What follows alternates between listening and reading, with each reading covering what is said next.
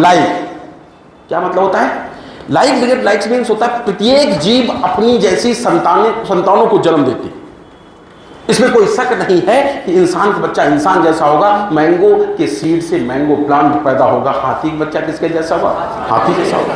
प्रत्येक जीव अपनी जैसी संतान जन्म देता है। बावजूद इसके तुमने देखा होगा कि दुनिया में कोई भी दो जीव बिल्कुल एक दूसरे की फोटोकॉपी नहीं होते। अगर आइडेंटिकल ट्विंस नहीं है, जुड़वा भाई नहीं है, आइडेंटिकल ट्विंस समझते ना, टन टन टन टन टन टारा, पिक्चरों में ज्यादातर आइडेंटिकल ट्विंस ही दिखाए जाते हैं।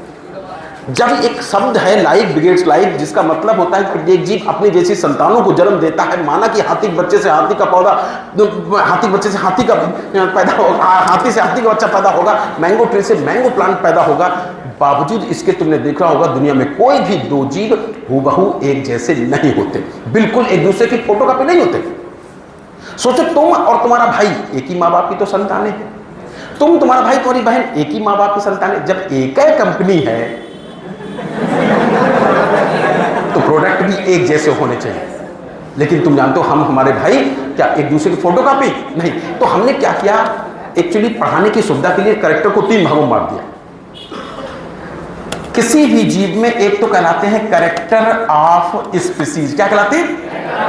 समझने में तो ऐसे सोचो, हमने तुमसे कहा कि बेटा हरी हॉस्टल के पास एक पिल्ला मर गया, तुम्हारे मन में तुरंत कुछ लक्षण आए होंगे कि बेचारे की सूंड हो सकता कट गई हो, बेचारे के सींग हो सकता टूट गए हो, अच्छा खुर हो सकता कट गए हो। ना ना ना ना ना, ऐसा नहीं आया। तुम्हारे मन में कुछ लक्षण आए होंगे कि शायद उसके बड़े बड़े दांत रहे होंगे, शरीर पे खूब बाल रहे होंगे, सींग नहीं होंगे, थूथन रही होगी। इनकी तुम्हारे मन में जो भी लक्षण आए वो किसके हैं? कुत्ता जात के लक्षण आए। किसके है? फिर हमने तुमसे कहा कि जो पिल्ला मरा पड़ा वो काले सफेद पैच वाला है। तुम्हारे मन में तुरंत आया या तो उसके पापा काले बाल वाले होंगे या तो उसकी मम्मी वाले वाले। तो किसी भी जीव में जब प्रत्येक जीव एक माँ बाप के सारे बच्चे लाइक बिगेट्स लाइक होता है, प्रत्येक जीव अपनी जैसी संतानें पैदा करता है, तो मेरा कहने का मतलब ये है तो फिर एक माँ बाप के सारे बच्चे हूबहू एक समान क्यों नहीं होते? वही समझाने के लिए हमने लक्षणों को 3 भागों में बांटा कि प्रत्येक जीव में पहले तो जैसे हमारे अंदर पहले तुम्हारी मानव जात के लक्षण, हमारे अंदर कैरेक्टर ऑफ स्पीसीज, फिर हमारे माँ बाप के लक्षण हमारे अंदर होंगे, अर्थात कैरेक्टर ऑफ प्रोजेनिटर होंगे, चाहे वो पेरेंट्स को चाहे ग्रैंड पेरेंट्स को। और इसके बाद कुछ कैरेक्टर हमारे अंदर ऐसे भी होते हैं जो न मानव जात के हैं न हमारे माँ बाप के। जैसे मान लो ऋतिक रोशन के 6 उंगलियां हो गई, इंसान पेंटाडेक्टाइलस होता है, ऋतिक रोशन के 6 उंगलियां हो गई, तो न तो ये मानव जात होमोसैपियंस का लक्षण है न ही राकेश रोशन का लक्षण है। तो तुरंत समझ जाएंगे मोहल्ले वाले लड़का टेढ़ा निकल गया। बताओ 5 उंगलियां हो जाए 6 उंगलियां। इस तरह से वो कैरेक्टर जो ना माँ बाप होते ना जात होते हैं, और उन्हीं कैरेक्टर को हम कहा करते हैं, ये क्या कहते हैं? वेरिएशन। क्या कहते हैं? Degree of deviation. हम अपनी जात से कितने भिन्न निकल गए, अपने माँ बाप से कितने भिन्न निकल गए, इसी डिग्री ऑफ डेविएशन को हम लोग वेरिएशन कहते हैं। तो फिर सुनना, प्रत्येक जीव संतानें पैदा करता है, बावजूद इसके एक ही पेरेंट की सारी संतानें एक समान नहीं होती। आइडेंटिकल ट्विंस को छोड़ दिया जाए, क्लोन्स को छोड़ दिया जाए, तो एक ही माँ बाप की सभी संतानों में कुछ न कुछ लक्षणों में अंतर होता है। समझाने के लिए लक्षणों को हमने 3 भागों में बांट दिया था। कैरेक्टर ऑफ स्पीसीज, सभी के अंदर अपनी जात के लक्षण होते हैं, माँ बाप दादा दादी नाना नानी के लक्षण होते हैं, और कुछ लक्षण ऐसे होते हैं ना जात के होते हैं ना नाना नानी दादा दादी के होते हैं, मतलब बायोलॉजिकल पेरेंट्स के भी नहीं होते। उन गैर लक्षणों को क्या कहते हैं? वेरिएशन। अच्छा एक बताओ, ऋतिक रोशन के 6 उंगलियां हैं और उसका एक छोटा भाई और होता, उसके 7 उंगलियां निकल आती, तो मानव जाति से ज्यादा टेढ़ा कौन निकल गया? 6 उंगली वाला 7 उंगली वाला? 7 उंगली वाला। इसलिए इसको कहते हैं डिग्री ऑफ डेविएशन, कि हम अपनी जाति से कितने भिन्न लगेंगे। खैर कैरेक्टर कोई भी हो, चाहे ये हो चाहे इसको मिला के, इन्हीं कैरेक्टर का एक जनरेशन से दूसरी जनरेशन में जाना, transmission of character from one generation to next is called inheritance. क्या कहते हैं? और ये इनहेरिटेंस ही है जो अनुवांशिकी का, हेरिडिटी का भौतिक आधार है, बेसिक लक्षण है। बायोलॉजी की वो ब्रांच जिनमें कैरेक्टरों का ट्रांसमिशन पढ़ेंगे और साथ साथ हम वेरिएशंस पढ़ेंगे। इनहेरिटेंस और वेरिएशन को बायोलॉजी की जिस ब्रांच में पढ़ते हो उसका नाम है ये, क्या नाम है? जेनेटिक्स। क्या नाम है? तो जिसमें कहते हैं बायोलॉजी की वो ब्रांच जिसमें इन दोनों का लक्षण करेंगे। पढ़ाने की सुविधा के लिए हमको बताएं। जेनेटिक्स में सबसे बड़ा नाम तो इन्हीं का है। किसका नाम है? इनका। किनका? 1800 इनका 1 2 3 4 5 63 और 63 के बाद 65। तो हम तुम्हें दिखाएंगे कि सबसे चर्चित नाम तो इन्हीं का आया था। किसको? ग्रेगर जॉन मेंडल, जिनको फादर ऑफ जेनेटिक्स कहा। इनके मन में तुरंत आया, हमारे इनके बात छोड़ो, इनसे पहले जो हमारे पूर्वज थे ना, इतने पुराने पूर्वज, कितने बिफोर क्राइस्ट, इतने पुराने पूर्वज, कितने बताते हैं कि मेंडल माना कि फादर ऑफ जेनेटिक्स, हम बीच की बहुत सारी कहानी हटाए दे रहे, फादर ऑफ जेनेटिक्स थे। इन्होंने बताया कैसे माँ बाप के लक्षण बच्चों में जाते हैं। लेकिन इनकी बात छोड़ो, इनसे पहले हमारे जो पूर्वज थे, एंसेस्टर थे, आज से इतने साल पहले, कितने 8 से 10,000 साल पहले, वो भी बिफोर क्राइस्ट, वो भी ये समझते थे कि माँ बाप के लक्षण बच्चों में जाते हैं, इसलिए लाइफ बिगेट्स लाइफ होता। लेकिन वो भी ये समझने लगे थे कि आखिर माँ बाप के लक्षण साथ साथ ये वेरिएशंस कहाँ से आ जाती है। तो वो समझते थे कि माँ बाप के लक्षण का बच्चों में जाना और वेरिएशन होने का मुख्य कारण सेक्सुअल रिप्रोडक्शन है। क्या सेक्सुअल रिप्रोडक्शन? वो समझते थे, भले उनके पास कोई साइंटिफिक प्रूफ नहीं था, लेकिन वो ये जान जाते थे कि माँ बाप के लक्षण बच्चों में सेक्सुअल रिप्रोडक्शन के फलस्वरूप आते थे। और इसी का नतीजा है कि बताते वो हमेशा जंगलों में घूमते रहते थे, अच्छी अच्छी नस्ल के एनिमल प्लांट तलाशते रहते थे।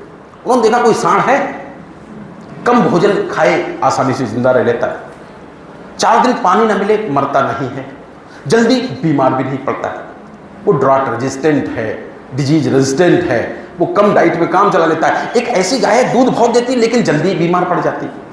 तो उन्होंने सोचा कि दूध देने वाला कैरेक्टर इस गाय का मिल जाए और बीमारियों से लड़ने वाली इम्यूनिटी इस सांड को मिल जाए, तो हम ऐसी औलाद पैदा कर लेंगे जो कम भोजन खाएगी, बीमार नहीं पड़ेगी और ज़्यादा हमें मिल्क प्रोडक्शन भी हो जाएगा। बताते ऐसी ही एक गाय बनाई गई, कौन सी? साहिवाल। तो करेक्टर, माँ बाप के करेक्टर पीढ़ी दर पीढ़ी जाते हैं बच्चों में सेक्सुअल रिप्रोडक्शन से। ये हमारे पूर्वजों को एहसास था, माना कि उनको साइंटिफिक आधार नहीं उन्हें पता था। सन इतने की बात है, कितने की? 1856। एक वैज्ञानिक थे, क्या नाम था?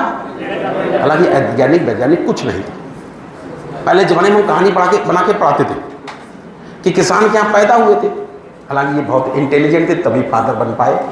लेकिन हम ऐसी फर्जी बताया करते थे, किसान के यहाँ पैदा हुए तो शादी हो नहीं रही थी। अब तुम जानते हो गांव में एक ही काम के लिए हम लोग पढ़ते, काहे के लिए? पढ़ लिख जाएंगे तो शादी हो जाएगी, है कि नहीं? शादी हो नहीं रही थी, 21 साल हो गए, समझ गए कि हम तो अब बिल्कुल रिटायरमेंट के करीब है। तो घर बार छोड़ के फादर क्या गए? भाई हर आदमी अपने धर्म गुरु के पास जाता है, बाबा क्या करें? ये फादर के पास गए, इन्होंने, फादर समझ गए बेटा क्या दिक्कत है? बोले शादी वादी हो नहीं रही। फादर तुरंत समझ गए कि पढ़ो लिखो नहीं, नौकरी नहीं करो, शादी कहाँ से हुई होगी। तो इन्होंने तुरंत कहा कि ऐसा करो, पहले पढ़ लिख के दिखाओ। बेचारे ग्रेजुएशन करने गए, लौट के आए, बिल्कुल शॉर्टकट में सुनाए दे रहे। लौट के आए, बोले फादर अब तो शादी करवाओ। बोले ऐसे शादी थोड़ी हो जाएगी, कुछ कमा के दिखाओ। ये समझ गए बुड्ढा फंसा रहा, शादी वादी नहीं कराएगा, कुछ हमारी टाइम खराब करा रहा। तो ये बताते हैं वहीं चर्च में क्या होता था, पहले मंदिर मस्जिद के पास खूब सारी जमीन होती थी, वहाँ खेती होती थी और वहीं शिक्षा दीक्षा काम होता था। तो वहीं चर्च में बच्चों को पढ़ाने लगे। लेकिन जब खाली होते थे शाम के टाइम खेतों में निकल जाते थे और मन में सोचते रहते थे कि हे भगवान पता नहीं क्या होगा, कब तक ट्यूशन पढ़ानी पड़ेगी, शादी होगी कि नहीं होगी। 22 साल के वैसे ही हो गए, 25 साल के वैसे ही हो गए, बुढ़ा ऐसे ही तो नहीं 60 साल करवा देगा। तो हम तो बताएं ऐसे खेत में बैठे थे टेंशन में, और अचानक इनकी मटर की फसल उगी थी, इनकी नजर गई और इन्होंने देखा कि हे भगवान ये क्या हो गया। क्या देखा? जब इन्होंने मटर के खेत पे ध्यान दिया तो उन्होंने कहा कि फादर आपकी पूरी नस्ल खराब हो गई। देखा कि अच्छा खासा खेत है, झमाझम मटर के पौधे उगे, लेकिन कुछ पौधे जो हैं छोटे ही रह गए। फादर फसल खराब हो गई आपकी। मटर के खेत में लक्षणों में अंतर पड़ा, वेरिएशन पड़ी। देखा कि सारे पौधे एक खास लंबाई के हैं, मान लो 6 से 7 फीट के हैं, कुछ पौधे बौने रह गए। तो उन्होंने बिल्कुल उनका ध्यान गया पहली बार किस पे? प्लांट हाइट पर, कि यार मटर के पौधे की हाइट अलग अलग है। कुछ पौधे ऐसे हैं, कैसे टाल पर है, कुछ कैसे हैं द्वार। क्या स्लो हो गया ना? स्लो हो गया। मेंडले हैं खोखट वाले, बाकी तो सब बड़ा अच्छा है। इन्होंने सोचा चलो फादर, अच्छा एक बात भी जानते हो कि जब इन्होंने प्लांट हाइट, जब फसल मैच्योर हो गई, फूल लगे होंगे, और जैसे ही इन्होंने देखा कि हे भगवान ये तो और अंधेर, फूल भी लफड़ा दर्शा रहे।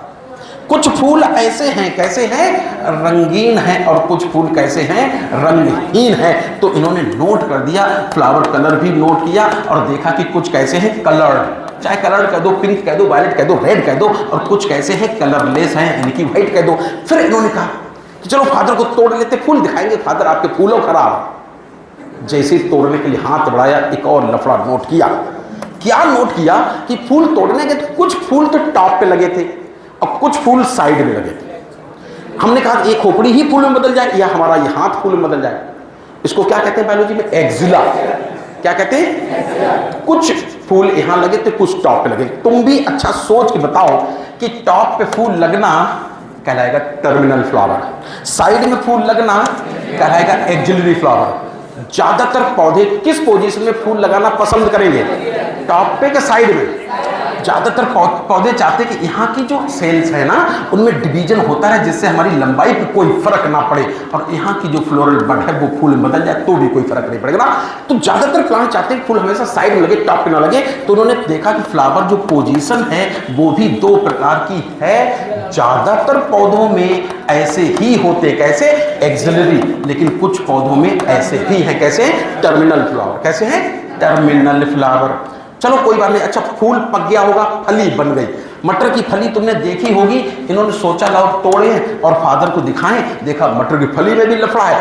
कुछ मटर की फलियां जब सब्जी खरीदने जाओ बिल्कुल टंच मिलती हैं, ऐसे फूली फूली ना। तो इन्होंने देखा कि पोड जो हैं उनकी शेप में भी अंतर है। जरा बताओ कैसी कैसी देखी, एक तो फूली फूली देखी अर्थात इन्फ्लेटेड, और कुछ ऐसी मटर की फलियां हैं जो बिल्कुल पिचकली हैं। कैसी देखी, कॉन्स्ट्रिक्टेड देखी, कॉन्स्ट्रिक्टेड देखी। हम तुम्हें बताएं, जब तुम मटर खरीदने जाते हो सब्जी वाला ढेर लगाए रखता है, ज्यादातर मटर की फली हरी हरी खरीद लाते हो, पीली पीली पिचकली हरी हरी। तो इन्होंने पोड कलर में भी ध्यान दिया और देखा ज्यादातर फलियां ग्रीन कलर की ही है और कुछ कलरलेस हैं, या कह दो येलो कलर की है। मटर की फली जब फोड़ी तो अंदर बीज निकला, चाहे कॉटलीडन कह दो, सीड कह दो, है ना। उसको जब सीड को देखा तो अच्छा, तुम भी चाट खाने जाते हो तो पूरे मटर उबाल के रखते हैं, किस रंग की होती है, पीले कलर की। यहाँ उल्टा है, जो सीड की कलर पूछा जाए तो येलो डोमिनेंट होता है, और जबकि पोड कलर पूछा जाए तो येलो कैसा है, कमजोर होता है, रिसेसिव होता है। और हम तुम्हें बताएं, सीड कई बार होता है, हम लोग सलमान खान पिक्चर देखा है, सनी देओल पिक्चर देखा है, रास्ते से ही चना खरीद लाते हैं, आज से बॉडी बनाना शुरू, और चना जब भिगोते हैं तो कुछ सुबह तक फूल जाते हैं, कुछ सिकुड़े सिकुड़ाए रह जाते हैं, हरे हरे से ना, समझ जाते पूरी तरह मैच्योर नहीं हो पाया शायद। तो इस तरह से मटर में भी ऐसे ही होता है। येलो कलर के सीड होना मुख्य लक्षण था, डोमिनेंट प्रभावी लक्षण था, और देखते कुछ कलर ग्रीन कलर रह जाते थे, वो कैसा लक्षण था, रिसेसिव। इसी बात सीड की शेप देखी, मटर अगर फूल के गोल मटोल हो जाए अर्थात राउंड हो जाए तो कैसी थी, ऐसी थी, और हमने कहा झुर्रीदार रह जाए तो कैसी थी, रिंकल्ड। तो कुल मिला के हमें ये बताओ कि father of genetics Gregor John Mendel कब इन्होंने एक्सपेरिमेंट शुरू किया था, mid of 19th century, mid of 19th century में एक्सपेरिमेंट किया था, अर्थात 1856 में लगभग। तो 1850 और 56 बहुत बड़ा अंतर नहीं है। कितने साल एक्सपेरिमेंट किया था, लगातार 7 साल, 63 तक एक्सपेरिमेंट करते रहे। बाद के 2 साल डेटा कलेक्शन किया और कंक्लूजन निकाला। तो एक्सपेरिमेंट 7 साल किया। किस पौधे पर एक्सपेरिमेंट किया, पाइसम सटाइवम। पाइसम सटाइवम को स्वीट पी कहते हैं कि गार्डन पी कहते हैं, गार्डन पी कहते हैं। स्वीट पी जंगली मटर होती है, उसको लेथाइरस ओडोरेटस कहते हैं, वो एडिबल नहीं होती, खाई नहीं जाती ना। इन्होंने मटर में कंट्रास्ट कैरेक्टर जब नोट करना शुरू किए तो कितनों की लिस्ट बनाई, 7। कितने बनाई, 7। नंबर 1 बोलो, प्लांट हाइट। अच्छा, एक और शब्द बता दे पढ़ाते पढ़ाते। एक शब्द होता कैरेक्टर, एक शब्द होता ट्रेट। क्या अंतर होता कोई बताएगा? एक शब्द होता कैरेक्टर, एक शब्द होता है ट्रेट। अभी समझा रहे, फिर से बताओ। मटर पे इन्होंने कितने कैरेक्टर की लिस्ट बनाई, 7। कितने की, 7 लक्षणों की लिस्ट बनाई। अच्छा, नंबर 1 हाइट। इनमें से कौन सा रंगबाज लक्षण था, डोमिनेंट कैरेक्टर था, टाल होना। मटर का पौधा 6-7 फीट होना डोमिनेंट कैरेक्टर था। समाज में जो कैरेक्टर ज्यादातर लोगों में मौजूद होता है वही हमेशा डोमिनेंट कैरेक्टर, प्रभावी लक्षण, रंगबाज लक्षण कहलाता है। तो मटर के पौधे ज्यादातर 6-7 फीट के होते हैं, तो कुछ कभी गेहूं या मटर खराब हो जाते, पौधे बौने रह जाते, ड्वार्फ होना कमजोर लक्षण है, रिसेसिव लक्षण है। फ्लावर कलर में बताना, ज्यादातर मटर के पौधे फूल किस रंग के होते हैं? कलर्ड ही होते हैं। कलर्ड खाओ आप, चाहे रेड हो, वायलेट हो, फाड़ में हमें क्या लगा। कभी कभी ऐसा होता है कि फूलों में कोई रंग नहीं बन पाता है, अर्थात व्हाइट हो जाते हैं। फिर से बताओ, हमने तुमसे बोला कि फ्लावर पोजीशन में कौन सी डोमिनेंट होती है? खेत में 10,000 पौधे हो तो ज्यादातर पौधों में फूल कहां लगेंगे? साइड में लगना पसंद करेंगे, ताकि प्लांट ग्रोथ में कोई फर्क ना आए। एक्सिलरी फ्लावर होना डोमिनेंट कैरेक्टर होता है, और टॉप पे फ्लावर, टर्मिनल फ्लावर होना रिसेसिव होता है। फिर बताओ, मटर की फली सब्जी खरीदने जाओ, ज्यादातर किस रंग की होती है? हरी हरी होती है। पिचकिल्ली होती है कि तंच होती है? तो हमने कहा था पोड शेप में फूली फूली फली होना, अर्थात इन्फ्लेटेड होना डोमिनेंट और कॉन्स्ट्रिक्टेड होना रिसेसिव। पोड कलर में ग्रीन होना डोमिनेंट और ऐसा होना कलरलेस यानी कि येलो होना रिसेसिव। मटर का दाना थोड़ा, मटर की फली तोड़ी, दाना निकला, तो हम चाट वाले के यहाँ पहुंच गए। आलू की टिकिया बनाता है, चाट पे मटर सजा के रखता है। पूरी मटर किस रंग की होती है? ज्यादातर येलो कलर की होती है, पिचकिल्ली होती, फूली फूली होती। तो सीड शेप राउंड होना डोमिनेंट है, और सीड कलर ऐसा होना, येलो होना डोमिनेंट है। पक्का? क्यों? तुम ऐसे बोलो ना कि 7 कैरेक्टर उन्होंने अध्ययन किए, या हम कह सकते हैं 7 कैरेक्टर अध्ययन करने के लिए 1 और उसका 2, 3 और 4, बताओ टोटल कितनी मटर की वैरायटी पर एक्सपेरिमेंट किया होगा? 7 दूनी 14 वैरायटी चुनी होगी। पढ़ाएं इससे पहले एक छोटा सा और शब्द बता दें कि कैरेक्टर किसको कहते हैं और ट्रेट किसको कहते हैं। जिसके बारे में बात की जाती है वो हमेशा कैरेक्टर कहलाता है। जैसा हम कहें, बेटा तुम्हारे बालों का रंग बड़ा अच्छा है, तो हम किसकी बात करें? बालों का रंग। तो बालों का रंग जो है वो एक कैरेक्टर है।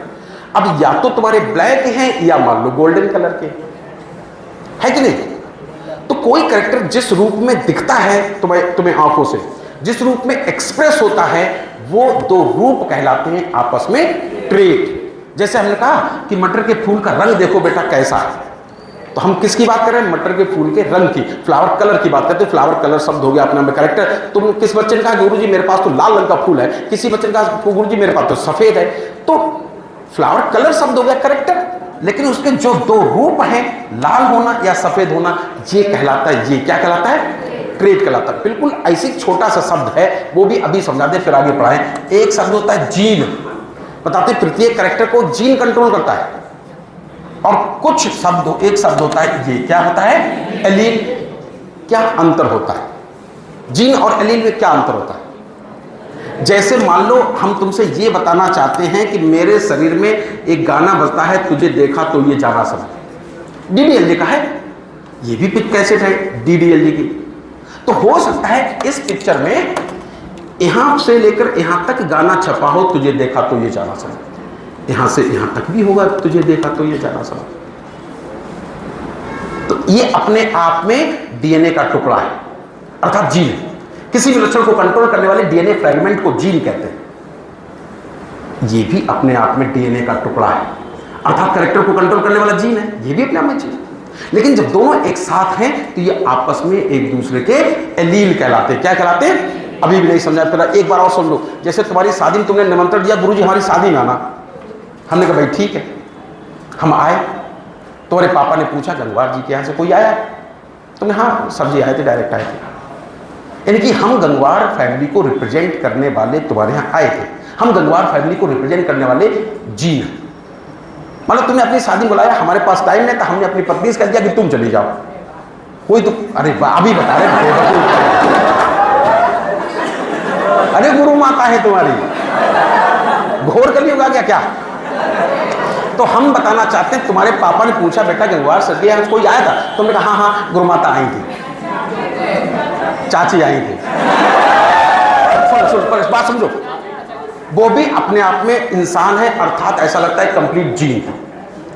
किसी भी एक कैरेक्टर को कंट्रोल करने वाले को जीन कहा जाता है। वो डीएनए का टुकड़ा जो कैरेक्टर को कंट्रोल करता है जीन कहलाता है। तो तुम कहोगे हाँ तुम्हारे यहाँ गंगवार कैरेक्टर आया था, हम आए तो भी तुम कहोगे गंगवार कैरेक्टर को कंट्रोल करने वाला कोई आया, हमारी पत्नी आई तो भी तुम कहोगे गंगवार कैरेक्टर को कंट्रोल करने वाला आया। अगर हम दोनों एक साथ आ जाते तो तुम ये नहीं कहते कि दो गंगवार फैमिली आई, तुम कहते हाँ गंगवार सर के यहाँ से लोग आए थे। तो जो किसी एक कैरेक्टर कंट्रोल करता वही जीन है, लेकिन जब वो आपस में एक साथ खड़े होते हैं तो वो आपस में एलील कहलाते हैं। हम हमारी पत्नी आपस में एलील है। हम नहीं आ पाए तो हमने अपना प्रतिबिंब भेज दिया। क्या भेज दिया? भेज दिया, हमारा ही रूप है, जरा सा परिवर्तित है। इसलिए कहा जाता है alternate form of A gene is called allele. हम नहीं आए तो हमने अपना परिवर्तित रूप भेज दिया। तो तुम चले जाओ, एक ही बात। अल्टरनेट फॉर्म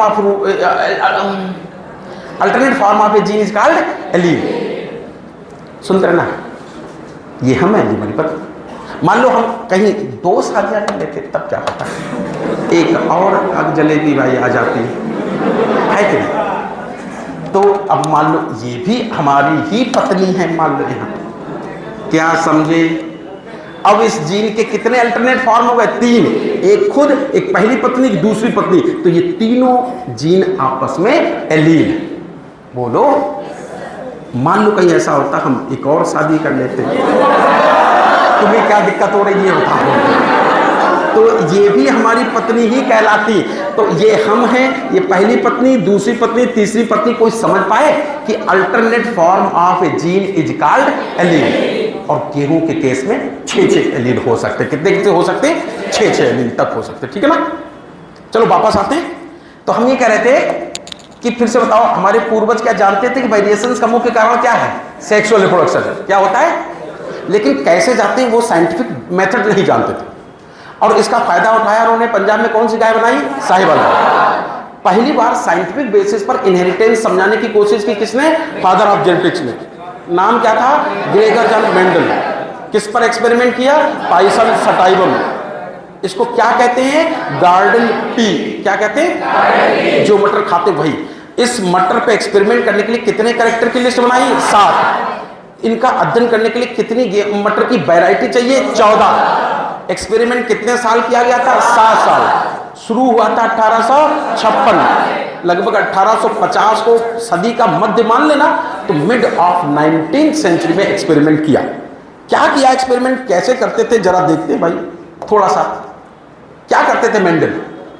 ये करते थे, इनका जो प्रोसीजर था वो ये था कि इन्होंने ऐसे 7 वैरायटी ली। बहुत जल्दी बताना ही पड़ेगा थोड़ा, बस यही टाइम लगेगा कि हम मैथमेटिकल है, बाकी आगे बहुत मजा आएगा, स्पीड में होगा। फिर इन्होंने क्या किया? 7 वैरायटी का पहले प्रत्येक कैरेक्टर का पहले अलग अलग एक्सपेरिमेंट किया, फिर कॉम्बिनेशन में एक्सपेरिमेंट किया।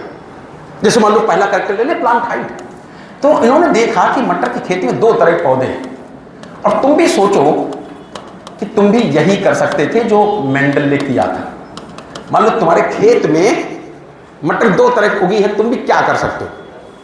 ऐसा तो है नहीं कि इनको भोंपू बजा के सुनाओगे भाई साहब मजा आ रहा। एक ही काम कर सकते हो, खुरापात कर सकते हो। इन्होंने क्या करते थे कि इन्होंने देखा कि ये मटर का पौधा है। तुम भी जानते हो मटर का पौधा बाइसेक्सुअल प्लांट होता है। कैसा होता है? बाइसेक्सुअल। उसी के फीमेल रिप्रोडक्टिव पार्ट अर्थात गाइनोसियम होता है, उसी के मेल रिप्रोडक्टिव पार्ट। इन्होंने देखा कि जो ये मटर का पौधा है बाइसेक्सुअल होता है, इसी के फीमेल पार्ट होता है और इसी के मेल पार्ट होता है। ऐसे खेत अगल बगल खेत में उगे होंगे। अब सोचिए क्या करते होंगे। तो इन्होंने क्या करते थे? इन्होंने सोचा कि ये पौधा टाल हो गया, ये पौधा ड्वार्फ हो गया, देखिए इसके परागकण इस पे या फिर इसके परागकण इस पर छिड़क के देखते होता क्या है। इसके अलावा क्या कर सकते थे? तो सबसे पहले ये एक्सपेरिमेंट करते थे, उसका पहला स्टेप होता था, ये करते थे हाइब्रिडाइजेशन। क्या करते थे? हाइब्रिडाइजेशन। ये हाइब्रिडाइजेशन करते थे, हाइब्रिडाइजेशन करते थे। उसमें भी 3-4 स्टेप अपनाते थे। सबसे पहले चूंकि ये बाइसेक्सुअल प्लांट है, ये चाहते थे किसी एक को पापा बनाते, किसी एक को मम्मी बनाते। चलो हमने मान लो ड्वार्फ वाले को मम्मी बना दिया। बच्चा किसके पेट से आता है? पापा की मम्मी से? अच्छा तब सही है, मम्मी के पेट से आता है। तो जिस पौधे को ये मम्मी बनाते थे उसका सबसे पहले तो पुल्लिंग काट के हटा देते थे। क्या काट के हटा देते थे? मस्कुलिन जेंडर काट के हटाते थे। और मस्कुलिन जेंडर काट के हटाने को क्या कहोगे? इमैस्कुलेशन। क्या कहोगे? इमैस्कुलेशन कर देते थे। ठीक, वो भी बड स्टेज में ही। बड स्टेज, फूल पूरा मैच्योर होता है उससे पहले ही कर देते थे, क्योंकि अगर फूल मैच्योर हो गया उसमें एंथर में पॉलन ग्रेन बन गया तो ऐसा ना हो पॉलन ग्रेन आके यहाँ टपक जाए, तो बड स्टेज में ही पुल्लिंग काट हटा देते, मस्कुलिन जेंडर काट हटा देते। अब पेंटिंग वाला ब्रश दिखाओ, उसमें क्या करते थे, इसमें पॉलन ग्रेन चिपटा है और यहाँ छिड़क दिए धूल की तरह, डस्ट की तरह, क्या कहते हैं, डस्टिंग। क्या करते थे, तो पहले क्या करते थे, इमैस्कुलेशन, नंबर 2 क्या करते, डस्टिंग। अच्छा मटर कोई पढ़ी लिखी थोड़ी, ऐसा ना हो कि इन 2 खेत के अलावा तीसरे खेत से कहीं पॉलन ग्रेन हवा द्वारा आए और यहाँ चिपक जाए। बोलो, तुम लक्षण कुछ और ढूंढते हो, लक्षण वहां कुछ और आ गए। तो क्या करते थे, जब इसके पॉलन ग्रेन्स इसके ऊपर छिड़क देते थे, डस्टिंग कर देते थे, इसके बाद जैसे मूंगफली वाला लिफाफा देखा हो ऐसा ढक देते थे, जिससे अनवांटेड पॉलन ग्रेन ना आ जाए इसकी स्टिग्मा पर। क्या कहते थे इसको, बैगिंग। क्या कहते थे, बैगिंग कर देते थे और इंतजार करते थे। अंदर अंदर तुम भी समझ गए होगे कि यहां पर हुआ होगा पॉलिनेशन, और पॉलिनेशन के बाद हो गया होगा फर्टिलाइजेशन। आफ्टर फर्टिलाइजेशन सी ओव्यूल बदल गया होगा किसमें, सीड। और जब फसल पक गई, बीज घर आया, खेत में डाला और उससे पौधे उगे, ऐसा लगता पौधों की, बच्चों की पहली पीढ़ी तैयार हो गई। इन्होंने क्या देखा कि जो पहली पीढ़ी तैयार हुई उसमें जितने भी बच्चे पैदा होते हैं टाल कैसे हैं, आल लंबे ही है, सब 6-7 फीट लंबे हैं, किसी एक पेरेंटल ट्रेट वाले। तो सबसे पहले जो एक्सपेरिमेंट करते थे, पहले तो हाइब्रिडाइजेशन करते थे। इसके बाद क्या करते थे, मत भूलना मटर का पौधा है बाइसेक्सुअल, उसी के पास गाइनोसियम है, उसी के पास स्टेरोसियम भी है। नतीजा ये अब इसी के पॉलन ग्रेन इसी पे गिराते थे, फिर वही अंदर अंदर पॉलिनेशन और फर्टिलाइजेशन हुआ होगा, बीज बने होंगे और खेत में डाले तो देखा बच्चों की दूसरी फसल तैयार हो गई, सेकेंड फिलियल जनरेशन आ गई। क्या गई, F2 जनरेशन, पूरा नाम होता है सेकेंड फिलियल जनरेशन, बच्चों की दूसरी पीढ़ी आ गई। लेकिन जब ये F1 से F2 पैदा करते थे तो याद है पहले वाले में ही ये क्रॉस कराते थे। क्या कराते थे, चाहे क्रॉस कह दो चाहे रेसिप्रोकल क्रॉस। रेसिप्रोकल समझते हो, पहली बार जिसको पापा बनाते थे तो इसके पॉलन ग्रेन इसका गाइनोसियम इस्तेमाल करते थे, दोबारा उलट के भी देखते थे, अब की बार इसके स्टेम पॉलन ग्रेन और इसका भी गाइनोसियम इस्तेमाल करते थे। जैसे फिजिक्स में नहीं होता क्रिया प्रतिक्रिया नियम, एक को क्रिया कहते हैं तो अपोजिट वाले को प्रतिक्रिया कहते हैं, एक्शन रिएक्शन सुना, तो यहां पर ऐसा ही होता है, एक पहले वाले क्रॉस को अगर क्रॉस कहा तो दूसरे वाले को व्युत्क्रम क्रॉस अर्थात रेसिप्रोकल क्रॉस कह दिया जाता है। खैर लेकिन सुनो, तो पहली बार तो ये क्रॉस कराते थे, F1 जनरेशन प्राप्त कर लेते थे, F1 जनरेशन के बाद अब जो F2 जनरेशन, अब जितनी भी जनरेशन पैदा करते थे हमेशा ऐसे ही करते थे, सेल्फिंग कराते।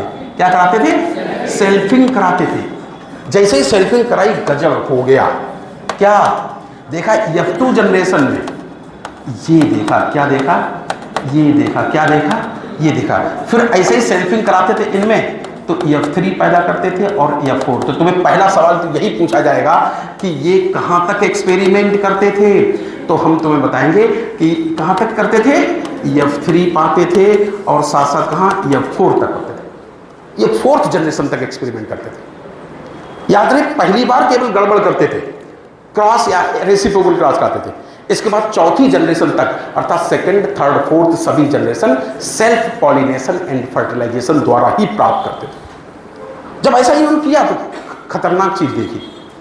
क्या देखा जरा तुम अपने सामने देख के बताओ। इन्होंने जब एक्सपेरिमेंट शुरू किया, इस तरह से प्रत्येक कैरेक्टर के लिए एक एक करके एक्सपेरिमेंट शुरू किया। मान लो हम तुम्हें प्लांट हाइट को लेकर पढ़ा रहे हैं तो तुम सोच के देखो इन्होंने क्या देखा होगा।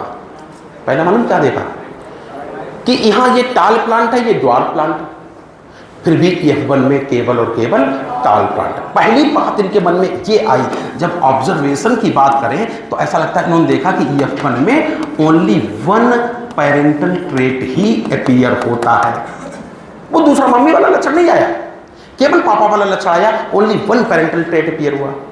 कोई बात नहीं, लेकिन जब F2 जनरेशन देखा तो इन्होंने क्या पाया, खुद से बताओ कि कुछ बच्चों में सेकेंड पेरेंटल ट्रेट भी अपीयर हो गया, सेकेंड पेरेंटल ट्रेट भी अपीयर हुआ। लेकिन जब F3 या F4 बनाया तब तो बहुत ही खतरनाक चीज देखने को मिली।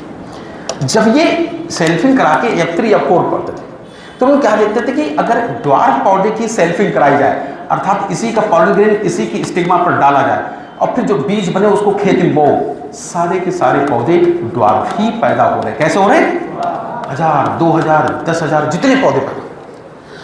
टाल पौधा कोई हो उसकी सेल्फिंग कराओ तो देखते थे क्या कि कुछ टाल ऐसे होते हैं जिनके सेल्फिंग कराने से जो पौधे उगते हैं वो सब टाल उगते हैं 1000, 2000, 10,000। लेकिन कुछ ऐसे भी पौधे होते हैं जिनकी सेल्फिंग कराते हैं फिर लफड़ा आ जाता है कि 3 पौधे टाल तो 1 पौधा ड्वार्फ हो जाता है। इससे तुम्हें कुछ समझ में आया? क्या समझ में आया? इतनी बातें इन्होंने ऑब्जर्व की। तुम जरा हमें सोच बताओ क्या है। देखो यही सबसे टिपिकल है मेंडल। ये नाटक इनमें थोड़ा ज़्यादा है, दिखा रहे। पहले तो मेंडल ने किस पे काम किया? दूसरा नाम मिड ऑफ 19th सेंचुरी ना। कितने कैरेक्टर का अध्ययन किया? इसके लिए कितनी वैरायटी लेनी पड़ी? 14। ठीक। अच्छा, प्लांट हाइट को लेकर समझाएं तो एवन में क्या देखा?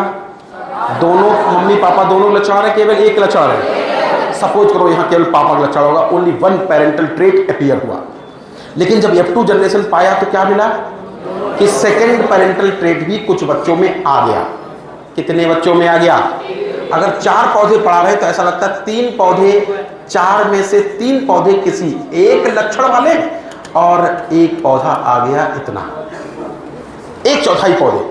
परसेंटेज में बात करें तो ऐसा लगता है 75% पौधे टाल आए थे और 25% 1/4 पौधे ड्वार्फ। अनुपात की बात करें तो उसको काट दो तो ऐसा लगता है 3:1 का रेशियो आने लगा। 25% पौधे सेकंड ट्रेट भी दर्शा रहे। कोई बात नहीं। देखो सेकंड F2 जनरेशन में सेकंड ट्रेट का दर्शाना, अपीयर होना, एक और पढ़ा देंगे, इस बात को दर्शाता है कि कैरेक्टर, पहले तो मानो कैरेक्टर पीढ़ी दर पीढ़ी जाते हैं, माँ बाप के लक्षण बच्चों में जाते हैं। एक बात कंफर्म हो गई। सेकंड जनरेशन में, F2 जनरेशन में दूसरे पेरेंट का लक्षण अपीयर हो जाना, इस बात का सबूत है कि कैरेक्टर को जो भी पीढ़ी दर पीढ़ी ले जा रहा है वो दूध और पानी की तरह नहीं। दूध और पानी की तरह नहीं। दूध और पानी में बड़ी खास बात होती है, दूध और पानी मिला दो फिर उनको अलग करना मुश्किल हो जाता है। बोले ये दाल और चावल की तरह होता होगा कि दाल चावल मिला दो खिचड़ी बन जाए, और चाहो तो दाल और चावल बीन बीन के अलग अलग कर दो, चावल इधर कर दो और दाल इधर कर दो। इनके मन में तुरंत आ गया। फिर एक बात देखिए, अगर ये 7 फीट लंबा पौधा है तो ये भी 7 फीट लंबा है, ये भी 7 फीट लंबा, जितने टाल हैं उनकी टालनेस में पीढ़ी दर पीढ़ी कोई फर्क नहीं आ रहा। तो इनका बात समझ गए कि कैरेक्टर को जो कंट्रोल कर रहा है उसके नेचर में पीढ़ी दर पीढ़ी कोई फर्क नहीं आ रहा। वो डिस्क्रीट यूनिट होगा, वो आइसोलेटेड यूनिट होगा, वो स्टेबल यूनिट होगा, उसके नेचर में पीढ़ी दर पीढ़ी कोई फर्क नहीं आता। हालांकि ये बात गलत थी, तुम भी जानते हो जीन्स में म्यूटेशन की क्षमता होती है, समय के अनुसार परिवर्तन की क्षमता होती है ना। लेकिन ये ऐसा मानते थे कि कैरेक्टर को जो भी कंट्रोल करता है, कैरेक्टर को जो भी पीढ़ी दर पीढ़ी ले जाता है वो लिक्विड फॉर्म में नहीं होता होगा, इसलिए वो आपस में ब्लेंडिंग नहीं करते हैं, वो आइसोलेटेड पृथक यूनिट होते होंगे जैसा कि दाल और चावल होते हैं। जब चाहो बीन के अलग अलग कर दो और चाहो मिला के खिचड़ी तैयार कर दो। एक बात तो कैरेक्टर को कंट्रोल जो करता है वो 2 होता होगा, वो डिस्क्रीट यूनिट के रूप में होता होगा। लेकिन लफड़ा ये है कि यहां पर इन्होंने क्या देखा कि केवल एक ही पेरेंटल ट्रेट अपीयर हुआ। जरा देखते हैं इन्होंने क्या साबित किया था। इनके मन में यह है कि कैरेक्टर को कंट्रोल करने वाला कोई 2 होता होगा। इधर ही देखना इसको एक्सपेरिमेंटली। चलो समझाते। मान लो ये पौधा है टाल, ज्यादा ही देर हो गई पढ़ाने लगे, तो उन्होंने कहा कि इसके प्रत्येक बॉडी सेल में कुछ होता होगा। तो मान लो ये सेल है बॉडी की, बोले इसके अंदर एक ये कारतूस होता होगा, एक ये कारतूस होता होगा, कुछ होता है। सेल में कहाँ है ये इन्हें नहीं पता था क्योंकि ये खेत में बैठे थे, इनके पास कोई माइक्रोस्कोप थोड़ी थी। फिर उन्होंने कहा ये मान लो कोई ड्वार्फ प्लांट, इसकी भी प्रत्येक बॉडी सेल में कुछ होता होगा जो लक्षणों को कंट्रोल करता है, लेकिन हो सकता है वो बेकार होता हो, खोखला होता हो, रिसेसिव होता हो। इस तरह से सिंबल से दर्शाएं तो तुम इसको भरा हुआ कारतूस मान लेना जिसमें बारूद भरी, ऐसा लगता है इसको कैपिटल T मान लेना। और ये वो खोखला कारतूस है जिसमें अंदर बारूद नहीं है। चलेगा तो फायर नहीं होगा, अर्थात ये फैक्टर इफेक्ट नहीं लाएगा। उन्हीं की भाषा में बात करें तो ऐसा लगता है इसमें स्मॉल टी दर्शाया।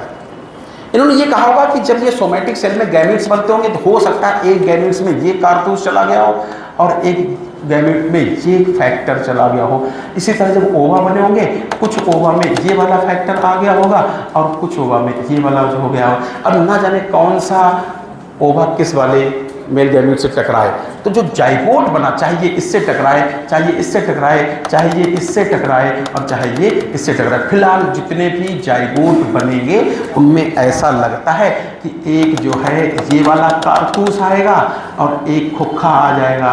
एक पूरा ठोस बारूद वाला कारतूस आया, एक खोखला आ गया। एक पूरा ठोस कारतूस आ गया, एक खोखला आ गया, एक ठोस आ गया और एक खोखला आ गया। अच्छा बताओ, इन बच्चों के पास एक कारतूस ऐसा है जिसमें बारूद भरा, ये इस कारतूस को चलाएंगे आवाज आएगी कि नहीं आएगी? धाए की आवाज होगी कि नहीं होगी? अर्थात इफेक्ट आएगा कि नहीं आएगा? इसलिए ये इसी वजह से टाल हो जाता था, ये इस फैक्टर की वजह से टाल हो जाता था, ये इस फैक्टर की वजह से टाल हो जाता था। ये है भाई, दो कैसेटें हैं तुम्हारे पास, एक कैसेट का एक गाना खराब भी हो जाए, रील खराब भी हो जाए, तुझे देखा तो ये जाना सनम वाली रील खराब भी हो जाए तो भी तुम्हारे घर में गाना सुनाई देगा इस वाले फैक्टर की वजह से। तो इनको अभी तक बिल्कुल समझ में आया कि जो हम सोच रहे वैसा ही होता है कि प्रत्येक कैरेक्टर को दो फैक्टर कंट्रोल करते होंगे। प्रत्येक कैरेक्टर को कैरेक्टर्स आर कंट्रोल्ड बाई दूध और पानी, कि कैरेक्टर्स आर कंट्रोल्ड बाई कांच का कंचा। कांच का कंचा की खास बात क्या होती है? वो किसी के साथ ब्लेंड नहीं करता है, मिक्स नहीं करता है। चावल और दाल को समझो, खिचड़ी बन जाएगी लेकिन चाहो तो चावल दाल बीन सकते हो, अलग अलग कर सकते हो। तो इनके मन में तुरंत आया कि कैरेक्टर्स ऐसा होता होगा, इसलिए सब कुछ हो रहा है कि characters are controlled by discrete units called factor present in pair. Present in factors are present in pair. In case of गड़बड़, in case of dissimilar condition, यहां पर सिमिलर कंडीशन, ये कैपिटल टी ये भी कैपिटल टी, ये small T ये भी small T, यहाँ एक कैपिटल है एक स्मॉल। पहले उन्होंने क्या कहा कि characters are controlled by discrete unit. Character are controlled by discrete unit मतलब समझते हो ना, कोई चीज पृथक हो, बिल्कुल आइसोलेटेड हो, स्टेबल।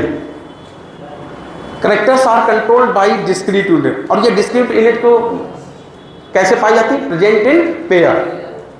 फिर F1 में क्यों टाल बन जाते? तो उसके लिए कहा था कि इन case of dissimilar condition one factor ज्यादा रंगबाज हो जाता है दूसरे के ऊपर, वन फैक्टर डोमिनेट्स अदर। और इन्हीं तीनों पॉइंट को मिला के पहला नियम बनाया गया था जिसको कहते थे law of dominance. Law of dominance कोई समझ पाया? तो ये हमारे जमाने में सवाल पूछा गया था कि लॉ ऑफ डोमिनेंस को मेंडल ने मोनोहाइब्रिड क्रॉस के दम पे दिया था कि डाई हाइब्रिड? ये मोनोहाइब्रिड क्रॉस के दम पे दिया जाए तो नींद आ गई। थोड़ा हो गया, स्लो हो गया, कोई बात नहीं, ये थोड़ा कठिन है, समझ लो कठिन लग रहा दिया, खुद ही नींद आ गई। ये काम इन्होंने देखा, अरे भैया तुमने बहुत अच्छा मतलब गेहूं तो उगाए होंगे, गेहूं पीला होगा, हरा होगा, छोटा होगा, लंबा होगा, ये तो तुम खुद देखोगे ना। तो मेंडल ये खेत में करते थे, ऐसा क्यों हो रहा है ये एक्सपेरिमेंटली प्रूव करने जा रहे थे। तो इन्होंने क्या नतीजे पर पहुंचे कि characters are controlled by discrete, और इनको क्या नाम दिया? फैक्टर। ये सिंगल सिंगल होते हैं, पेयर में होते हैं, प्रेजेंट इन पेयर। जब पेयर में होते हैं तो क्या बताया कि इन केस ऑफ डिसिमिलर कंडीशन, जैसे एक डोमिनेंट फैक्टर है, एक रिसेसिव फैक्टर है, तो उन्होंने कहा था इन case of dissimilar condition one factor ज्यादा रंगबाज हो जाता है दूसरे के ऊपर, one factor dominate the other, इसलिए इसका असर आता है, इसका असर नहीं आता। नतीजा F1 में आल टाल आ जाते होंगे, आल टाल आ जाते होंगे। खैर, अब इन्होंने जब F2 जनरेशन पाई तो जो ये पौधा है इसी का मेल गैमेट भी बनाना, इसी का फीमेल गैमेट बनाना। अर्थात ऐसा लगता है कि इसकी जो स्टेमिन वाली सेल है यहाँ बना दे इधर, और इसकी गाइनोसियम वाली सेल है इधर बना दे, तो यही सेल इसके शरीर में यहाँ पर भी होंगी और यही सेल गाइनोसियम में भी होंगी। Gametes are always haploid. जब गैमीट्स बनाएंगे, मेल और फीमेल गैमीट्स बनाएंगे तो यही होगा, ये गैमीट किसी एक में चला जाएगा, ये गैमेट किसी दूसरे में चला जाएगा। यहाँ अंडा बना लेते हैं, ये वाला किसी एक में जाएगा, ठोस कारतूस ये वाला किसी दूसरे में ओवा में जाएगा, खोखला वाला कारतूस। ऐसे ना जाने कौन किससे मिल जाए। ऐसे क्रॉस मिलाते हैं तो डायग्राम बहुत भरा भरा लगता है। तो हम पुन्नेट स्क्वायर की मदद लिए ले रहे हैं। एक तरफ इसमें मेल गैमेट सजाए ले रहे हैं और साइड में फीमेल गैमेट। हालांकि साइड में फीमेल हो मेल हो, कोई फर्क नहीं पड़ता। ये वाला हो गया चलो ठोस कारतूस, ऐसा लगता है मेंडल की भाषा में कैपिटल टी। ये वाला हो गया खोखला कारतूस अर्थात मेंडल की भाषा में स्मॉल टी। चलो ये मेल गैमेट इधर हमने सजा लिए, इधर साइड में फीमेल गैमेट सजाए ले रहे। ठीक, ये है एक फीमेल गैमेट अर्थात कैपिटल टी, ये है दूसरा फीमेल गैमेट स्मॉल टी। ये दोनों मिल गए, क्या जाइगोट में आया, कैपिटल टी। ये वाला कारतूस चलेगा तो भी धाए की आवाज आएगी, ये वाला कारतूस चलेगा तो भी धाए की आवाज आएगी। कुल मिला के पौधा धाए करेगा अर्थात रंग असर दिखाएगा, अर्थात पौधा बन जाएगा 6-7 फीट लंबा। कैसा टाल। ये मिला दो, ये इसके सामने ये इसके सामने, ये आ गया क्या, कैपिटल टी, ये आ गया कैसा, स्मॉल टी। बताओ ये जाइगोट से जो पौधा तैयार होगा कैसा होगा, कैपिटल टी स्मॉल टी अर्थात टाल। अरे यार बहुत देर हो गई। ये मिला तो ये आ गया इधर से कैपिटल टी वाला, ये आ गया इधर से स्मॉल टी वाला। कुल मिला के इस जाइगोट से जो पौधा बनेगा कैसा आएगा, टाल। इधर से मिला दो तो ये आ गया स्मॉल टी, ये भी आ गया स्मॉल टी। इस जाइगोट से जो पौधा बनेगा वो पापा जैसा बनेगा, मम्मी जैसा, टाल बनेगा, ड्वार्फ बनेगा, ड्वार्फ बनेगा। ये जो पौधे हैं F2 जनरेशन है। तो F2 जनरेशन में इन्होंने कहा बिल्कुल सही हम सोच रहे हैं, ये पौधे 3 मेरे बनेंगे टाल। ये वाला पौधा, ये वाला पौधा, 1 2 3, यहाँ पर भी तो 1 2 3 टाल बन रहे थे। ये वाला पौधा बनेगा ड्वार्फ बौना, ये वाला पौधा बन तो रहा। और F3 या F4 की बात करें तो तुम भी जानते हो इस पौधे से या इस पौधे से जो बच्चे पैदा करोगे वो बिल्कुल वैसे ही 3:1 का रेशो दर्शाएंगे जैसे यहाँ से बच्चे ने यहाँ तक दर्शाया। और इससे केवल और केवल टाल पौधे बनेंगे क्योंकि दोनों कारतूस भरे हैं, धाए असर करेंगे। इससे दोनों बौने पौधे बनेंगे, ना ये कारतूस चलेगा ना ये कारतूस। तो कोई भी जीन प्लांट की हाइट बनवाने के लिए है नहीं, नतीजा ये बौना ही रह जाएगा। कुछ समझ पाए ना। तो इस तरह से हम तुम्हें बताएंगे कि पहला तो उन्होंने कहा था लॉ ऑफ डोमिनेंस, जिसमें 3 पॉइंट कहे थे। और दूसरा एक और चीज देखी कि F2 जनरेशन में सेकेंड पेरेंटल ट्रेट आखिरकार क्यों अपीयर हो जाता।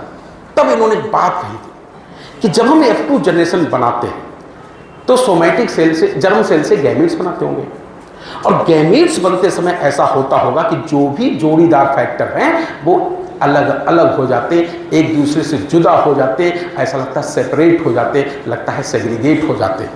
तो मोनोहाइब्रिड क्लास के दम पे इन्होंने 2 लॉ दिए थे। पहला था लॉ ऑफ डोमिनेंस और दूसरा यहां पर दिख रहा है लॉ ऑफ सेग्रीगेशन। इन्होंने कहा था कि जो पेयर्ड फैक्टर हैं वो गैमीट्स बनते समय सेपरेट हो जाते हुए और फिर फर्टिलाइजेशन के दौरान कोई किसी के साथ आ सकता है ना, इसलिए सेकंड पेरेंटल ट्रेट भी अपीयर हो जाता है। तो इस तरह से मेंडल ने दिया था ये वाला क्रॉस।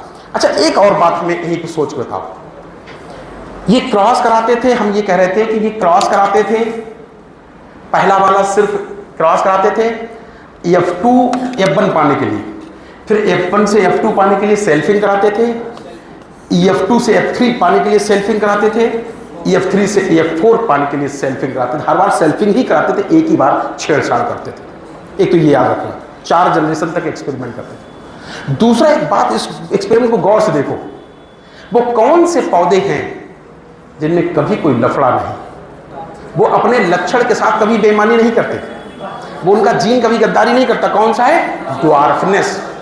अगर यहां पर स्मॉल टी है तो पौधा बिना किसी शक के ड्वार्फ बनेगा। अगर कहीं पर स्मॉल टी आया, पौधा बिना किसी शक के ड्वार्फ बनेगा। लेकिन जो टालनेस है उसमें लफड़ा है। टालनेस तब भी आ सकती है जब दोनों कैपिटल टी हो, टालनेस तब भी आ सकती है जब एक कैपिटल हो एक स्मॉल। होम माने समान, जाइगस माने जोड़ीदार। जो डोमिनेंट ट्रेट होता है वो दोनों कैरेक्टर कंडीशन में आ सकता है, जब जोड़ीदार समान हो मतलब होमोजाइगस कंडीशन हो, या जोड़ीदार असमान हो, जोड़ीदार गड़बड़ हो, अर्थात हेट्रोजाइगस कंडीशन में भी डोमिनेंट ट्रेट आता है। जबकि रिसेसिव ट्रेट कब आता है? केवल और केवल स्मॉल टी कंडीशन में आता है, अर्थात रिसेसिव कैरेक्टर हमेशा होमो। तो किस ट्रेट में लफड़ा है? डोमिनेंट में, रिसेसिव में? अगर कोई पौधा हमने मान लो ये लिख दिया है कि ये पौधा बेटा मात्र 1.5 फीट लंबा है, यानी कि मान लो ये मटर का ड्वार्फ प्लांट है, बताओ इसके अंदर जो 2 फैक्टर लिखे जाए वो कैपिटल टी स्मॉल टी हो कि कैपिटल टी हो कि स्मॉल टी? तो वो दोनों खोखा कारतूस हैं, उनमें जब बारूद नहीं तो कारतूस चलेंगे नहीं, तो धाए की आवाज कहां से आएगी? अर्थात जीन बेकार हैं तो टालनेस बनाएगा कौन ना? तो ये जो जीन ट्रेट है ड्वार्फनेस वाला, रिसेसिव वाला, इसमें कोई शक नहीं होती, ये हमेशा अपने कैरेक्टर के लिए शुद्ध होता है। लफड़ा है टी वाला। जैसे मान लो हमने कहा ये पौधा टाल है बेटा, ये 6-7 फीट लंबा है, बताओ इसके अंदर इसकी प्रत्येक बॉडी सेल में जो 2 फैक्टर है, बताओ वो क्या है? कैपिटल टी कि स्मॉल टी? कैपिटल टी है, कैपिटल टी है। चाहे ऐसे सिंबल लिख दो और चाहे लेटर लिख दो, चाहे ऐसे बना दो कि कैपिटल टी है या फिर कैपिटल टी स्मॉल टी, कि स्मॉल टी, ये तो संभव ही नहीं। पौधा फिर टालनेस कैसे बनाएगा?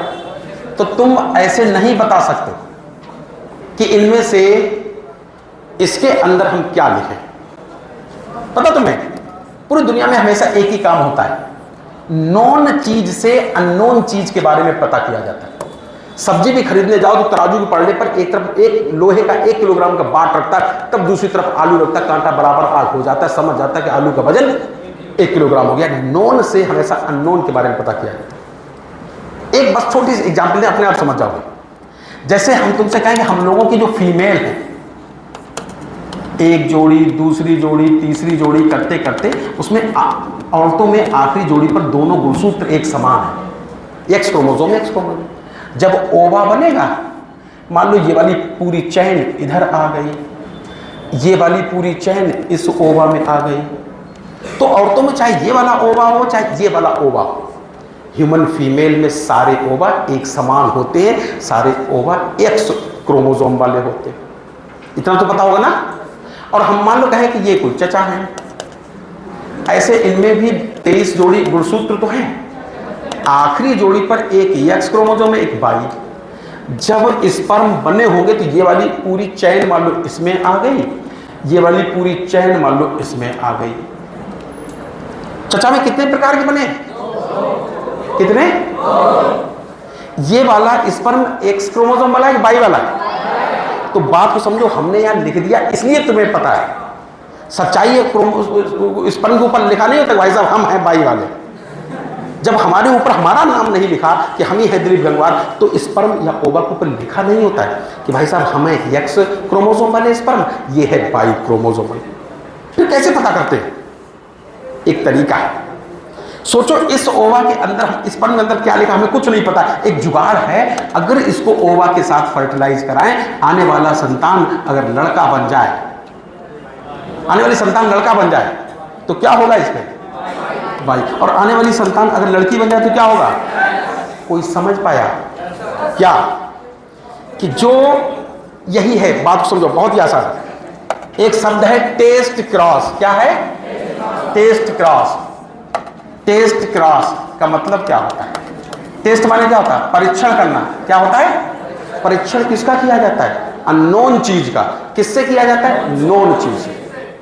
जैसे फिर कह रहे हैं ये पौधा ड्वार्फ रह गया, बताओ इसके जो दोनों एलील है वो कैसे होंगे? कोई शक नहीं है, स्मॉल टी स्मॉल टी।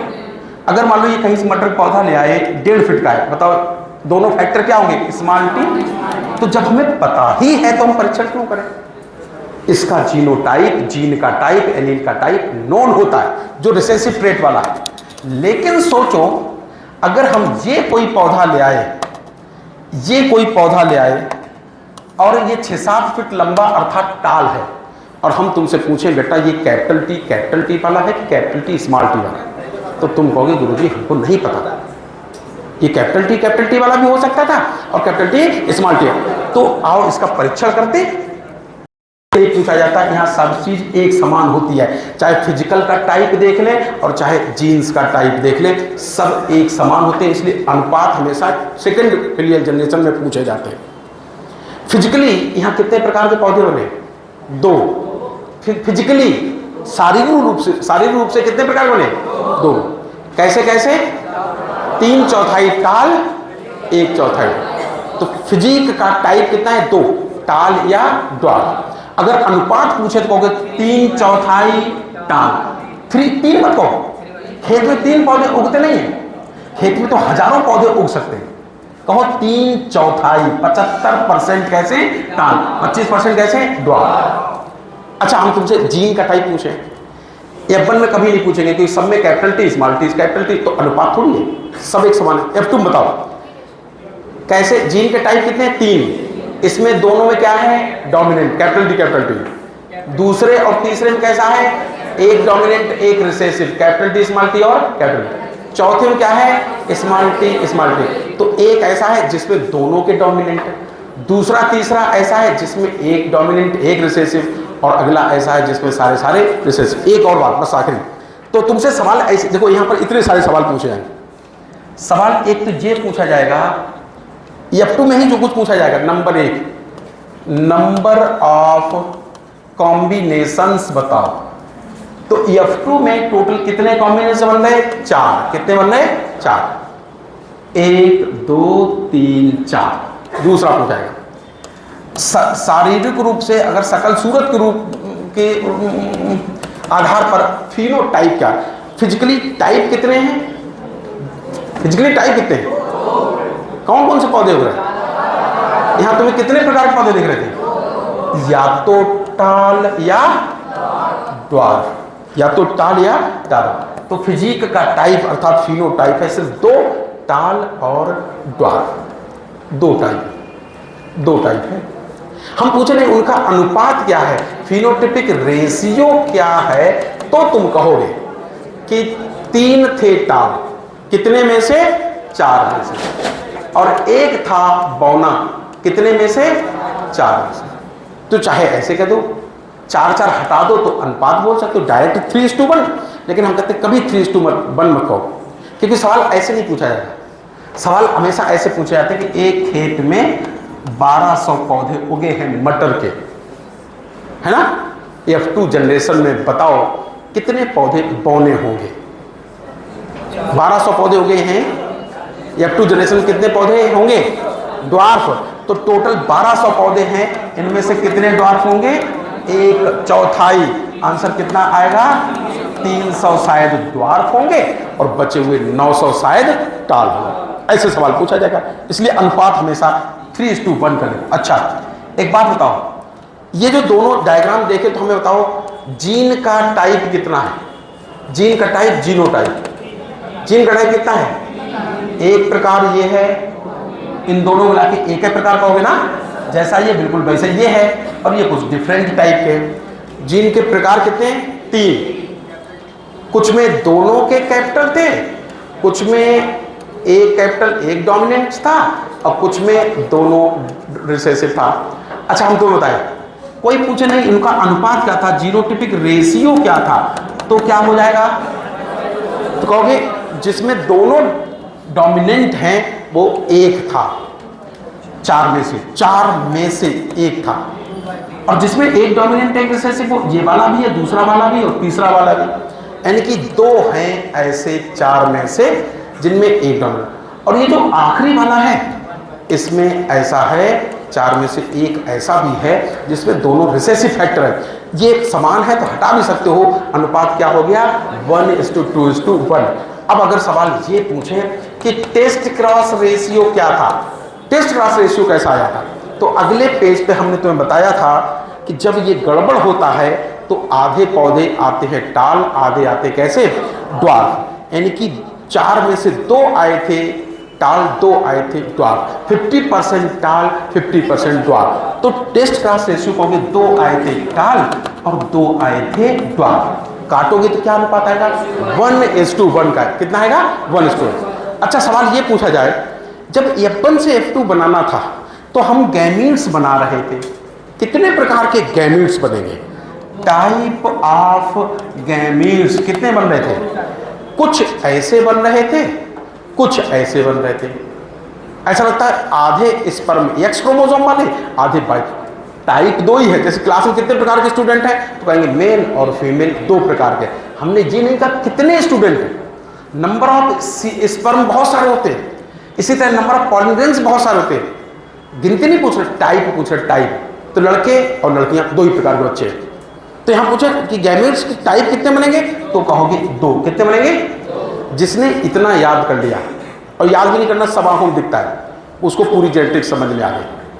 क्या समझ में आई? क्या मोनोहाइब्रिड? ये बिल्कुल आंखों थोड़ा घिनौना लग रहा है, बहुत ही पास पास लिख दिया, लेकिन तुम्हें सब पता होगा। फिर से बताओ, मोनोहाइब्रिड क्रॉस के दम पे मेंडल ने कितने लॉ बनाए थे? 2। पहले लॉ का नाम क्या है? Law of Darwin. Second law का क्या है? पहले लॉ में कितने पॉइंट कहे? 3, कि characters are controlled by discrete units called factor. Factors are present single single की pair in pair. In case of dissimilar condition one रंगवाज अपॉन दूसरा, वन डोमिनेट्स अदर। और इसी तीनों पॉइंट को मिला के law of dominance. During gametes formation दोनों फैक्टर साथ साथ जाते हैं, अलग अलग हो जाते हैं? दोनों फैक्टर साथ साथ जाते हैं कि अलग अलग हो जाते हैं? तो मैंने लगता है ये है गड़बड़, हाइब्रिड। ये शुद्ध नहीं, गड़बड़ है। और ऐसा लगता है यहाँ शुद्धता टूट जाती है, हाइब्रिड स्प्लिट कर जाता है। तो जो लॉ ऑफ सेग्रीगेशन है उसको स्प्लिटिंग ऑफ हाइब्रिड भी कहते हैं, या प्योरिटी ऑफ गैमेट्स भी कहते हैं, या लॉ ऑफ सेग्रीगेशन भी कहते हैं। बात समझना, इतनी कहानी होती है। मोनोहाइब्रिड क्लास में F2 generation number of combination या नंबर ऑफ जाइगोट कितने बनते हैं? 4। फिर से बताना, फिनोटाइप फिजिकली टाइप कितने बनते हैं? 2, या तो टाल या फिर द्वार। उनका रेशियो का अनुपात क्या होता है? फिनोटाइप रेशियो 3/4 अनुपात 1/4, 3:1 का। अच्छा, जीन का टाइप कितना बनता है? 3। पहला टाइप अलग, दूसरा तीसरा अलग, चौथा अलग ना। अनुपात क्या होता है? 1/4, 2/4, 1/4। सिंपली बोले तो क्या कह सकते हो? 1:2:1। F1 से F2 बनाते समय अर्थात हाइब्रिड को जो ब्रेक करते थे, number of gamete, type of gamete कितने बनेंगे? 2। कुछ बनेंगे कैपिटल T, कुछ बनेंगे स्मॉल। टाइप ऑफ गैमेट्स कितने बने? 2। अगला हमने तुमसे बोला कि टेस्ट क्लास रेशियो क्या आएगा? 1:1। पक्का? इस तरह से इन्होंने मोनोहाइब्रिड क्रॉस किया। बात आई डाई हाइब्रिड क्रॉस की। अब के बारे में कॉम्बिनेशन पढ़ना शुरू किया। एक ऐसा पौधा लिया जिसके इन्होंने सीड कलर और सीड शेप दोनों एक साथ पढ़े। मान लो ये कोई था जिसका सीड था ऐसा गोल मटोल राउंडेड, और पीले रंग का भी था, और इसका इन्होंने क्रॉस करा के देखा उस मटर के पौधे से जिनके सीड में ना तो रंग था और ना ही वो गोल मटोल था, झुर्रियां पड़ी थी। देखा, सोचा इसके पॉलिग्रेन इस पर डालते हैं या इसके इस पर डालते हैं, क्या असर आता है? F1 जनरेशन प्राप्त करने के लिए हमेशा ये क्या कराते थे? क्रॉस कराते थे। तो हमने तुमसे कहा था इनके मन में तुरंत देखा क्या कि जब क्रॉस कराया, जो भी बीज बने होंगे उनको जमीन में डाला, पौधे तैयार हुए। जब उनमें बीज बने तो क्या पाया कि प्रत्येक पौधे के सीड ऐसे हैं। कैसे हैं? राउंडेड भी हैं और येलो कलर के भी हैं। तो ये बड़े खुश हो गए कि हम यही तो सोचते थे कि अगर हम 2 अलग अलग वैरायटी के पौधों में क्रॉस कराते हैं, F1 जनरेशन में कोई एक पेरेंटल ट्रेट अपीयर हो जाता है। सो हो रहा, अगर इसको थोड़ी देर के लिए फादर मान ले तो ऐसा लगता है इसके सीड राउंडेड थे और येलो थे, इसके मान लो रिंकल्ड और कलरलेस हैं। ग्रीन होते हैं लेकिन हम कलरलेस कह रहे थे। तो उन्होंने देखा कि F1 में सारे राउंड और येलो सीड वाले बनते हैं, अर्थात किसी एक पेरेंटल ट्रेट का अपीयरेंस आ रहा है। ऐसा तो हमारा सिंगल कैरेक्टर वाले में भी आ रहा था ना। अब क्या किया? अब की बार इसी पौधे का पॉलन ग्रेन लिया होगा और इसी का फीमेल गैमेट सेल्फिंग कराई। सेल्फ पॉलिनेशन कह दो चाहे सेल्फिंग शॉर्ट फॉर्म में कह दो। तो जो बीज बने उनको खेत में डाला, फसल उगी। क्या देखा अब की बार? गजब की बात। अगर ये F2 जनरेशन जो आ रही, मेंडल का मोनोहाइब्रिड क्रॉस ये कहता था कि 3/4 पौधे किसी एक लक्षण वाले होने चाहिए थे और 1/4 पौधे में दूसरा लक्षण भी आ जाना चाहिए। लेकिन इन्होंने क्या देखा कि जब फसल उगी, पौधे उगे, तो ही लफड़ा हो गया। क्या लफड़ा हुआ? कुछ पौधे तो ऐसे हैं जो किसी एक पेरेंटल ट्रेट को एक्सप्रेस कर रहे हैं, किसी एक लक्षण को दर्शा रहे हैं। हाँ, इसके बीज राउंडेड भी थे और कलरफुल भी थे, अर्थात येलो कलर के भी थे। इन्होंने देखा कुछ पौधे ऐसे भी बने जिनके सीड दूसरा पेरेंटल ट्रेट दर्शा रहे थे, ये भी ठीक था। 1/4 पौधे ऐसे भी आने चाहिए थे जिसमें न तो सीड की शेप आई है, न तो सीड की राउंडनेस आई है, न ही सीड का कलर आया, अर्थात ये रिसेसिव लक्षण दर्शा रहे। न तो सीड की शेप आई, अर्थात ये रिंकल्ड थे, झुर्रीदार थे, और मतलब झुर्रीदार कहोगे तो तुम्हें एक लक्षण महसूस होगा, झुर्री अपने आप में एक लक्षण महसूस हो रहा। तुम ऐसे कहो कि ना तो राउंडनेस आई है, अर्थात ना तो शेप आई है, और ना ही येलो कलर आया है, अर्थात ना हो कलर आया। तो कलर के प्रति भी कमजोर रह गया और सकल सूरत अर्थात शेप के प्रति भी कमजोर रह गया। ठीक सुनते हैं ना?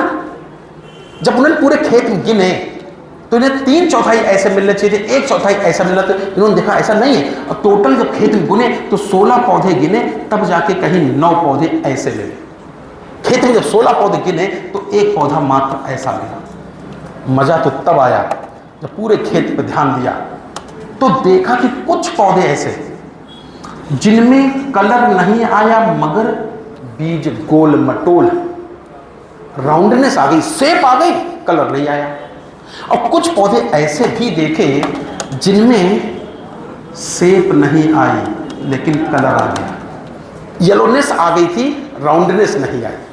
अब इनका मूड खराब कि अभी अभी एक्सपेरिमेंट किया था, वहां तक ये समझ में आया था कि F1 में ओनली 1 पेरेंटल ट्रेट अपीयर होता है, यहां तक तो ठीक था। F2 में सेकेंड पेरेंटल ट्रेट भी अपीयर हो सकता है, यहां तक भी ठीक था। ये नए कॉम्बिनेशन कहां से आ गए? और मूड खराब। ऐसा तो कोई पेरेंट नहीं है कि कलर हो और शेप ना हो, ऐसा तो कोई पेरेंट नहीं है जिसमें शेप आ गई कलर नहीं आ गई। तो तुम्हें नहीं लगता कि ये कैरेक्टर्स का, ये माँ बाप के कैरेक्टर है कि नए कॉम्बिनेशन है? ऐसा लगता है कुछ चीज इसकी आ गई, कुछ इसकी। इस न्यू कॉम्बिनेशन को कहते हैं रिकॉम्बिनेशन। क्या कहते हैं? और जो दर्शाए ऐसे ऑर्गेनिज्म को रिकॉम्बिनेंट कह सकते हैं। देखा उन्होंने गिना तो देखा कि 3 पौधे ऐसे मिले 16 में से जो नए कॉम्बिनेशन दर्शा रहे थे। ना मम्मी में लक्षण था ये, ना पापा में।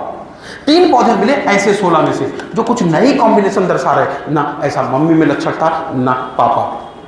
तो इस डायग्राम पर बेस्ड पहला सवाल पूछा जाएगा कि मेंडल के 2 जीन इनहेरिटेंस एक्सपेरिमेंट में, मतलब डाई हाइब्रिड क्रॉस में F2 जनरेशन में कितने बच्चे पेरेंटल ट्रेट दर्शाते हैं? ये पहला सवाल सबसे कॉमन पूछा जाता है। मेंडल के डाई हाइब्रिड क्रॉस में कितने बच्चे पेरेंटल ट्रेट को दर्शाते हैं? बोलो कितने? 10। हाँ, 9 मत बोल देना।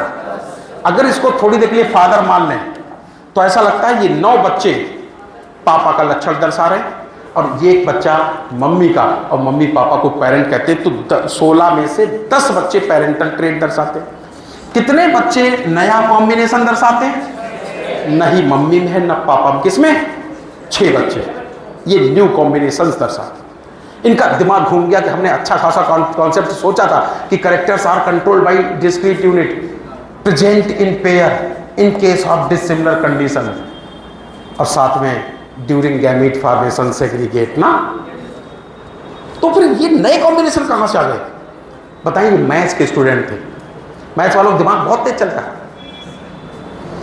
इन्होंने तुरंत वहां पर एक कॉन्सेप्ट लगा दिया जिसका नाम है लॉ ऑफ प्रोबेबिलिटी। क्या नाम है? लॉ ऑफ प्रोबेबिलिटी को लगा के देखा। मैथ के स्टूडेंट थे। क्या था लॉ ऑफ प्रोबेबिलिटी? इन्होंने सोचा हम एक साथ 2 कैरेक्टर पढ़ रहे हैं। सोचो।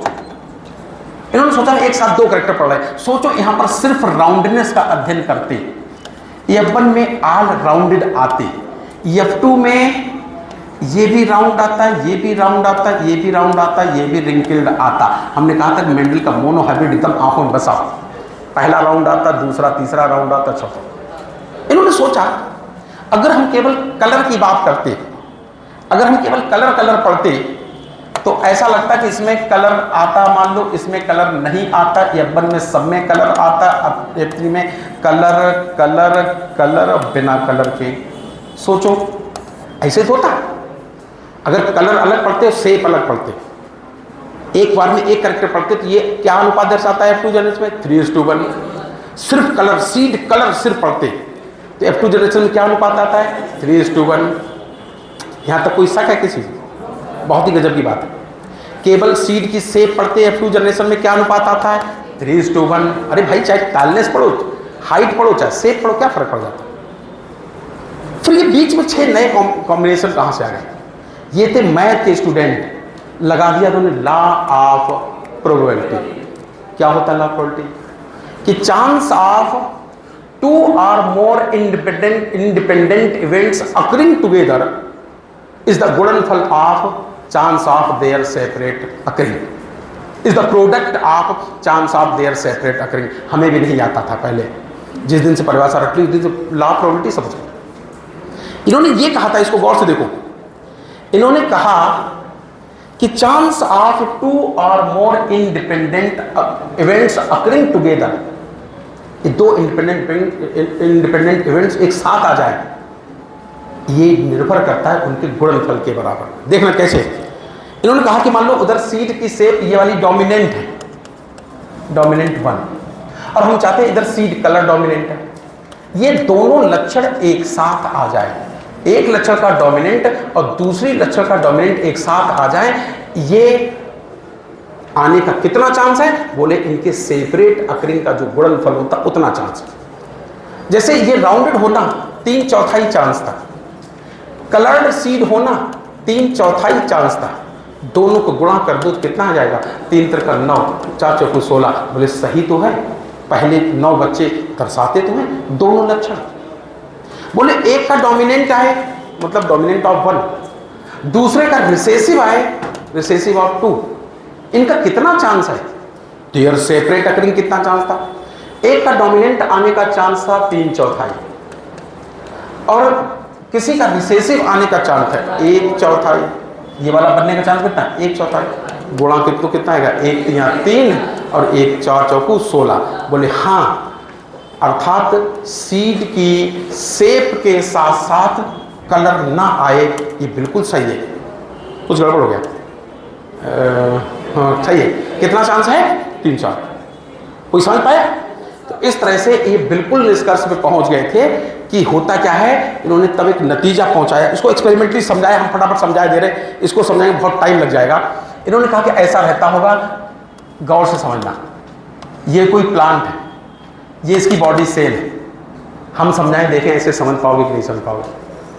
हम प्रत्येक कैरेक्टर के लिए जानबूझ के बंदूक का कारतूस बनाते हैं, धागा नहीं बनाते, कैपिटल T नहीं लिखते, क्योंकि कारतूस बनाने से महसूस होता है कि कोई डिस्क्रीट यूनिट है, कोई पार्टिकल नुमा चीज। देखे कौन समझे। मान लो ये पौधे में, इसके सीड में शेप है, राउंडनेस है और कलर भी है अर्थात येलोनेस भी। इसका क्रॉस करा के देखा ऐसे से, जिसमें ना शेप आई ना कलर आई, यानी कि रिंकल्ड भी है और ग्रीन है। मेंडल का पहला तो कंक्लूजन यही था कि characters are controlled by discrete unit present in pair. प्रत्येक कैरेक्टर के लिए 2-2 यूनिट होती है। तो सुनो, इन्होंने ऐसा सोचा होगा, इधर देखो कि मान लो ये कोई फैक्टर है जो सीड शेप बनाएगा, लेकिन factors are present in pair, तो इसमें ऐसे 2 बना दिए सीड की शेप के लिए। और ये कोई फैक्टर रहे होंगे जो शायद कलर डिसाइड करें। Factors are present in pair, तो हमने इसके लिए भी 2 फैक्टर बना दिए। ठोस बनाए, ठोस मतलब वो कारतूस जो भरा हुआ है, पिस्तौल में डालोगे तो फायर हो जाएगा, मतलब इफेक्टिव जीन है, डोमिनेंट जीन। इसके भी बना देते हैं। ऐसा लगता है इसके अंदर प्रत्येक कैरेक्टर के लिए चाहे शेप हो चाहे कलर 2-2 जीन होंगे, 2-2 एलील होंगे, लेकिन इसके होंगे खोखा अर्थात खराब। ये भी कारतूस मिस पटाखा है। न कारतूस चलते हैं, ना सीड गोल मटोल बन पाता है। और दूसरे करेक्टर के भी जो कारतूस हैं वो भी खोखले हैं, उनमें बारूदें नहीं, न कारतूस दगेंगे न असर आएगा। गैमेट्स बनाते, ठीक, इसमें बनाते हैं मेल गैमेट्स। यहाँ पर हम ज़्यादा कहानी नहीं बना के दिखाएंगे, कैसे बनाए जाते हैं बाद में बताएंगे, ठीक, अगले बनाएंगे जब F1 से F2 बनाएंगे। यहाँ पे हम डायरेक्ट बना के दिखा रहे हैं। प्रत्येक करेक्टर का, इस करेक्टर का भी, इस करेक्टर का भी एक एक फैक्टर आ गया इस गैमीट में, इस स्पर्म में। यहाँ चलो अच्छा ओवा बनाते हैं, ठीक, इस लक्षण का भी एक आएगा, इनमें से भी एक आएगा, क्योंकि during gametes formation factor segregate हो जाते हैं, अलग अलग हो जाते हैं, सेपरेट हो जाते हैं। हो सकता है इन दोनों में से कोई एक आ गया हो, इन दोनों में से भी कोई एक आ गया हो। हालांकि इतना तुम याद तो रह नहीं पाएगा जितना हम पढ़ा रहे हैं। अब ये आपस में मिले, जाइगोट बना। तो ये जो जाइगोट बनेगा इसमें क्या आएगा, गौर से देखो, इधर से ये ठोस आएगा, मगर इधर से ये क्या आएगा, खोखला। इधर से ये बस आज पढ़ लो, धीरे धीरे हो गया हमसे। इधर से ठोस आया, इधर से क्या आया, खोखला। देखे कौन था, सोचो इस जाइगोट को खेत में डालेंगे, इससे पौधा तैयार होगा। तो ये जो पौधा तैयार होगा उसके जो बीज बनेंगे वो गोल मटोल होंगे, झुर्रीदार, वो धाए की आवाज आएगी, वो राउंडनेस आएगी, इस कारतूस की वजह से, इस कारतूस में। अरे किसी से आ जाए, हमें क्या लेना देना, कुल मिला के गोल मटोल बन जाएगा ना। तो इसकी वजह से तो सीड बनेगा राउंडेड। इन दोनों में से ये कारतूस चलेगा, भले ये खराब हो गया, रिसेसिव हो गया, ये तो कारतूस चलेगा, अपना असर दिखाएगा, अर्थात कलर दे देगा ना। तो ये बन गया, सही तो है, F1 में ऑल राउंडेड और ऐसे बन गए। अब सोचो यही पौधा है, इसी का गाइनोसियम, इसी का स्टेमिन, तो इसी के अंदर स्पर्म बनेंगे, इसी के अंदर ओवा बनेगा। चूंकि प्रत्येक बॉडी सेल ऐसी ही है, पता नहीं इतनी जल्दी में समझ पा रहे नहीं सकता, तो हम यहाँ गैमीट्स इसी के बना ले रहे हैं और डायरेक्ट पुन्नेट स्क्वायर पे सजाए ले रहे हैं, ठीक, पुन्नेट स्क्वायर में ऐसे डायरेक्ट सजाएंगे वो गैमीट्स। चलो ये सेल है, इसकी दो कॉपी बनाए ले रहे हैं, यही इसकी मेल मान लेना, इसी को फीमेल मान लेना, ऐसे एक इधर बना ले, ठीक। थोड़ी देर के लिए समझो कि ये सेल जो है ये पॉलिन मदर सेल, और इस सेल को थोड़ी देर के लिए मान लेना मेगा स्पोर मदर सेल है। उससे पॉलिन ग्रेन बनेंगे, इससे ओवम ओव्यूल बनेंगे, मतलब मेगा स्पोर बनेंगे। अब इन्होंने यहीं पर कहा था लॉ ऑफ इंडिपेंडेंट असॉर्टमेंट। क्या कहा था, मतलब देखना, लॉ ऑफ सेग्रीगेशन ये कहता है कि जब गैमीट्स बनते हैं तो एक जोड़ी के जो भी दो फैक्टर होते हैं वो गैमीट्स बनते समय सेग्रीगेट कर जाते, सेपरेट हो जाते। तो चाहे वो इस जोड़ी की बात हो, चाहे दोनों फैक्टर सेग्रेट तो होंगे, लेकिन उन्होंने यहाँ पर एक नया लॉ बताया, इंडिपेंडेंट विचरण। इन्होंने कहा कि जब पहली जोड़ी के गैमीट्स सेपरेट हो रहे हों तो ऐसा नहीं कि इस पहली जोड़ी का डोमिनेंट दूसरी की डोमिनेंट के साथ ही जाएगा। पहली जोड़ी का डोमिनेंट पूरी तरह आजाद है, इंडिपेंडेंट है, वो किसी भी स्पर्म के अंदर अर्थात गैमीट के अंदर दूसरी जोड़ी के डोमिनेंट के साथ भी जा सकता है या फिर रिसेसिव के साथ भी जा सकता है। यानी कि पहली जोड़ी की ये वाला फैक्टर चाहे घूमने कहीं जाए, इसके साथ किसी गैमीट में आ जाए या इसके साथ आ जाए। इसलिए ऐसा लगता है कि यहाँ गैमीट्स बनेंगे, डायरेक्ट बनाए दे रहे हैं, या तो ये बनेगा, मान लो इस जोड़ी का ये आ गया और थोड़ी देर बाद इसका ये आ गया, इसका आ गया ये वाला। अरे दैया बस इसमें बहुत देर लग जाती है, लेकिन आज ही देर लगे फिर नहीं लगे। बोले ये संभावना है कि पहले कैरेक्टर का डोमिनेंट दूसरे कैरेक्टर के डोमिनेंट के साथ किसी गैमेट में चला जाए, लेकिन ये आज़ाद है, ये पहला कैरेक्टर का डोमिनेंट, ऐसा संभावना है ये वाला फैक्टर दूसरे के रिसेसिव के साथ घूमने चला जाए। इसके पास भी दोनों चांस हैं। पहले कैरेक्टर का जो दूसरा फैक्टर है उसके पास भी चांस है कि वो जब किसी गैमीट्स में आए तो हो सकता है वो दूसरे के डोमिनेंट के साथ आ जाए, अर्थात वो इसके साथ आ जाए ऐसे, या फिर उसके पास चांस है, इसके पास चांस है इसके साथ आ जाए या इसके साथ आ जाए, यानी कि ये और साथ में ये आ जाए। बस यही बहुत पकाऊ लगता है।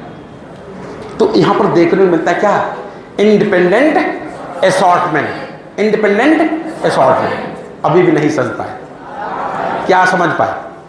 सोचो, अच्छा देखें, समझ पाए, थोड़ी देर के लिए सोचो। ये कोई सेल, इसमें ये है क्रोमोसोम्स अर्थात गुणसूत्र, यहां पर ये है मान लो कैपिटल वाई येलोनेस, और सोचो यहीं पर होता, सोचो थोड़ी देर के लिए, इसी धागा पर अगर चिपका होता ये वाला भी, कौन सा वाला, कलर देने वाला, येलोनेस वाला, या इस दूसरे धागा पर चिपका होता सीड की शेप वाला, या फिर यहां पर चिपका होता सीड के कलर वाला, तो क्या लफड़ा आता कि तुम ये धागा अगर अपनी जेब में रखते उठा के, तो एक कैरेक्टर का डोमिनेंट दूसरे कैरेक्टर का भी डोमिनेंट ही तुम्हारे हाथ में आता, क्योंकि ये दोनों आपस में इस धागा द्वारा जुड़े हैं, लिंक्ड हैं। कैसे हैं? लिंक्ड हैं।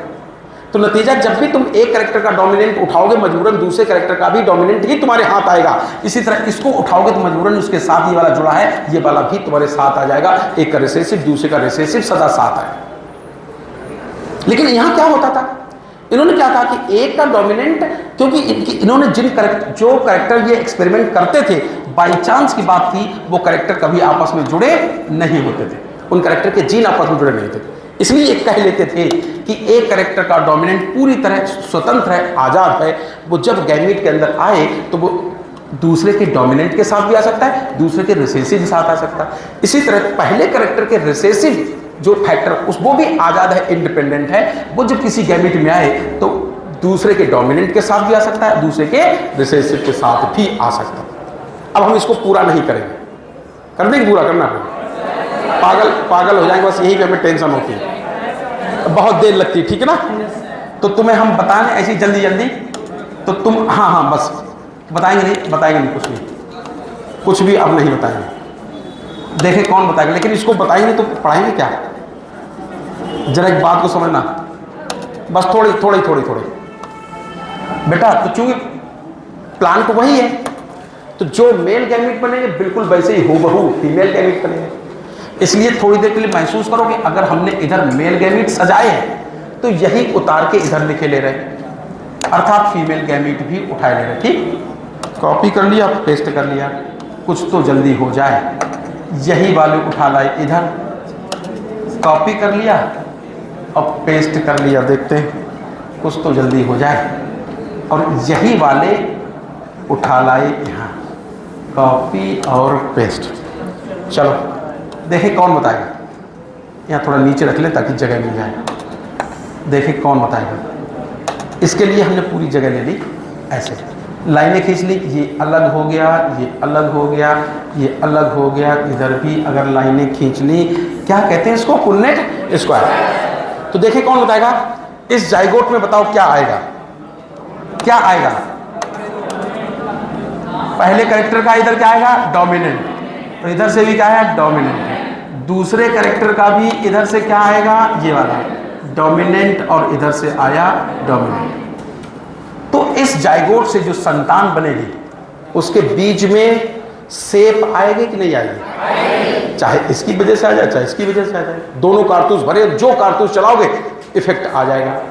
इसके सीड में कलर आएगा कि नहीं आएगा, ये भी ठोस कारतूस, ये भी ठोस कारतूस, ये ओवरऑल सीड बनेगा राउंडेड एंड येलो।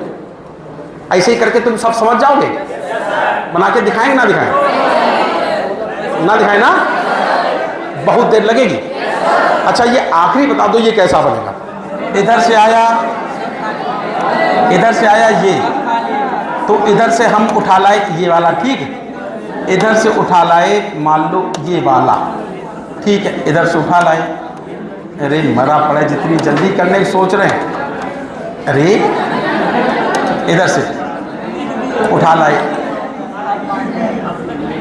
ये वाला, उठा लाए, चलो उठा लाए ये, और इधर से भी उठा लाए ये वाला, नहीं वो नहीं उठाएंगे तो मज़ा नहीं आएगा ना। हाँ ये भी उठा लाए तो महसूस हो गया, हाँ इधर से आए। कुल मिला के पहले कैरेक्टर के दोनों खुक्खा आए, बारूद है ये नहीं, कारतूस चलेंगे नहीं, मतलब इनमें राउंडनेस नहीं आएगी। दूसरे दोनों कारतूस भी खुक्खा है, बारूद है नहीं उनमें, रिसेसिव फैक्टर है, इसलिए कलर आएगा कि नहीं आएगा? ना ये वाला ट्रेट अपीयर होगा, ना कलर आएगा, ना ये वाला आएगा। तो कुल मिला के हम तुम्हें ये बताना चाहते हैं यहीं पे। अब बस इसको घर पे करना। इधर सुनो बच्चा, यही निपटाया है थोड़ा जल्दी जल्दी। ये मेंडल ही पकाऊ हैं, इनमें एक्चुअली देर लग जाती है क्रॉस कराने में। सवाल तुमसे ऐसे पूछे जाएंगे, बस इसको देखो। सवाल पहला है टाइप ऑफ गैमेट्स। बेटा अगर ये भी जो आप बोल रहे हैं ना, ये नहीं ध्यान दिया तो बेकार हो जाएगा।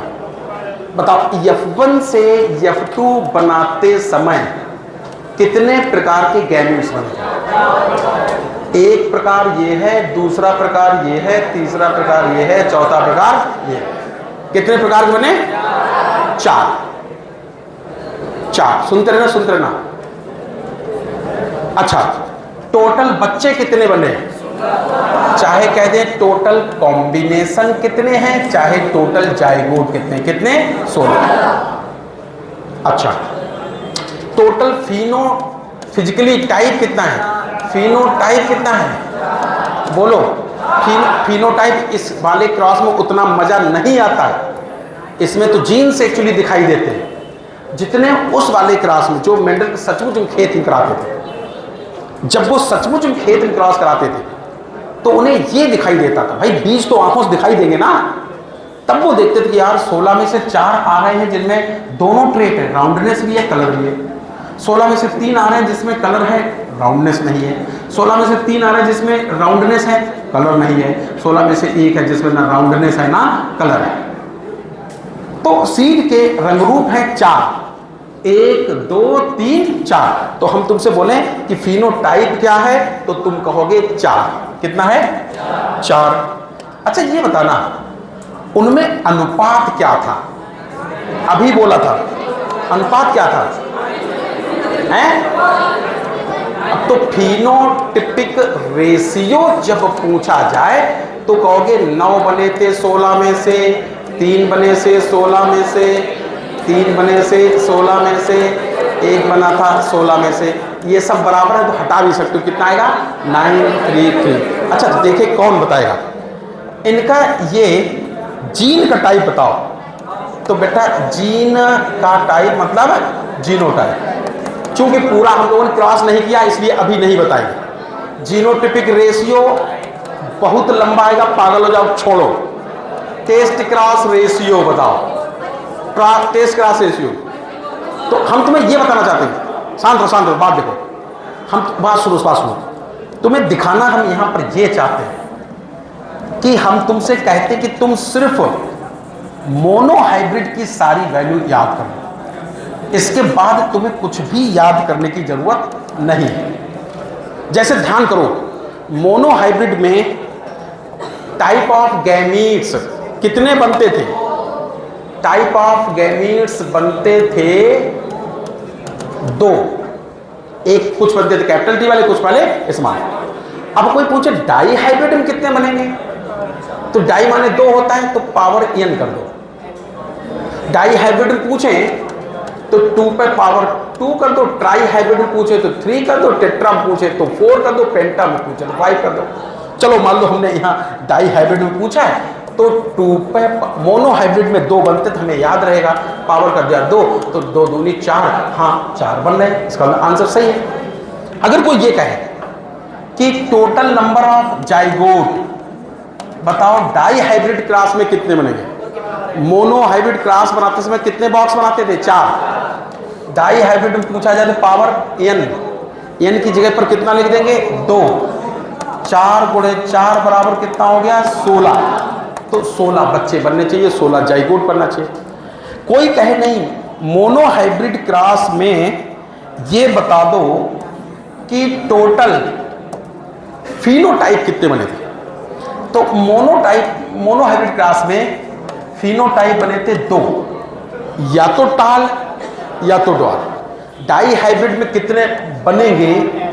तो जो मोनो हाइब्रिड की वैल्यू हो उस पर पावर n कर देंगे। डाई हाइब्रिड में पढ़ा रहे तो n पे पावर 2 हो जाएगा, ट्राई पढ़ा रहे होते तो n पे पावर 3 हो जाता। तो टोटल कितने बनेंगे? 4। कौन कौन से 4? एक पहला वाला जिसमें राउंड और येलो, एक दूसरा वाला था जिसमें राउंड मगर कलरलेस, एक तीसरा था जिसमें कलर था और शेप नहीं थी, और चौथा था ना कलर था ना शेप, 4 कॉम्बिनेशन ना। कोई कहे कि अच्छा मोनो हाइब्रिड क्रॉस में फिनोटिपिक रेशियो क्या था, बताओ फिनोटिपिक रेशियो कितना था, तो कितना था 3:1। डाई हाइब्रिड में फिनोटिपिक रेशियो क्या आएगा, तो या तो तुम जानते हो कि डाई हाइब्रिड का फिनोटिपिक रेशियो पता करने के लिए मोनो हाइब्रिड का फिनोटिपिक रेशियो पता है, पावर n कर देंगे और इसको गुणा कर लो। कठिन लगे तो बचपन में चले जाओ, इसको मान लो a, इसको मान लो b, a प्लस b का होल स्क्वायर फार्मूला पढ़ा था, बराबर होता था a square plus 2ab plus b square. यहाँ a बराबर 3 मान लो, b बराबर 1 मान लो, तो हो गया a स्क्वायर। और चूंकि प्लस का निशान तो था नहीं, अनुपात का निशान था, तो प्लस नहीं था कि जुड़ेगा नहीं, तो इसको ऐसे लिख दें ab और ab अनुपात b स्क्वायर, क्योंकि प्लस नहीं है तो जुड़ेंगे नहीं। a बराबर 3 था तो 3 त्रिका 9, 3 गुणे 1 बराबर 3, 3 गुणे 1 बराबर 3 और 1 एकम 1 ऐसे निकालिए। इतना भी ना समझ आया तो बचपन में ऐसे करते थे का प्लस खा और गुणा करते थे का प्लस खा। बताओ क्या आया, एक बार इसका गुणा इससे करते थे, एक बार इससे करते थे, का स्क्वायर प्लस का खा और खा, फिर इसका करते थे का खा और का खा स्क्वायर, नहीं बराबर होता था ये। अगर हमने ना अभी कुछ नहीं, अगर हमने कहा ये भी भूल जाओ तो गौर से देखो, एक बार इसका का से किया था खा से किया था। बहुत ही सरल तरीका ये है कि 3:3 और 1 लिखो और इसका गुणा इससे भी कराओ और इसका गुणा भी इससे कराओ। ऐसे अगर तुम 2 बार लिख लो अपने आप रिजल्ट आ जाएगा। भाई जब 3:1 और 3:1 करते थे तो उद्देश्य यही था, एक बार इसका इससे गुणा, इसका इससे भी गुणा, तो हमने 3:1 लिख लिया और इसके सामने ऐसे लिखा कि इसका इससे भी गुणा हो जाए, इससे भी हो जाए। 1 लिखा, इसका इससे भी गुणा हो जाए, इससे भी, तो 1 के सामने रख दिया। जरा गुणा करो, 3 एकम 3, 3 त्रिका 9, 3 एकम 3, 1 3 3, 1 एकम 1, तो भी आ जाएगा ना। तो इस तरह से हमने तुमसे कहा। अच्छा देखिए कौन बताएगा कि ये एक बात बताओ, मोनो हाइब्रिड का टेस्ट क्रॉस रेशियो था 1:1, तो डाई हाइब्रिड का कितना आना चाहिए। टेस्ट क्रॉस रेशियो 1:1 था तो डाई हाइब्रिड का कितना आना चाहिए 1:1। बोलो कितना आएगा, 1:1 नहीं आएगा। इसको a मान लिया, इसको b मान लिया, लगता है a square plus ab plus b square. यही तो अभी कहा था, a बराबर 1 है तो 1 गुणे 1, a बराबर भी 1 है, b बराबर भी 1 है, तो ये भी आएगा 1, ये भी अनुपात 1, ये भी अनुपात 1, तो 4 बार 1 1 1 आ जाए तो समझ जाना ये बात सही है ना। कोई समझ पाया। कोई भी हाइब्रिड वैल्यू बराबर कैसे पता करोगे, mono hybrid value power n, पक्का उसी का उसी में गुणा कर देना।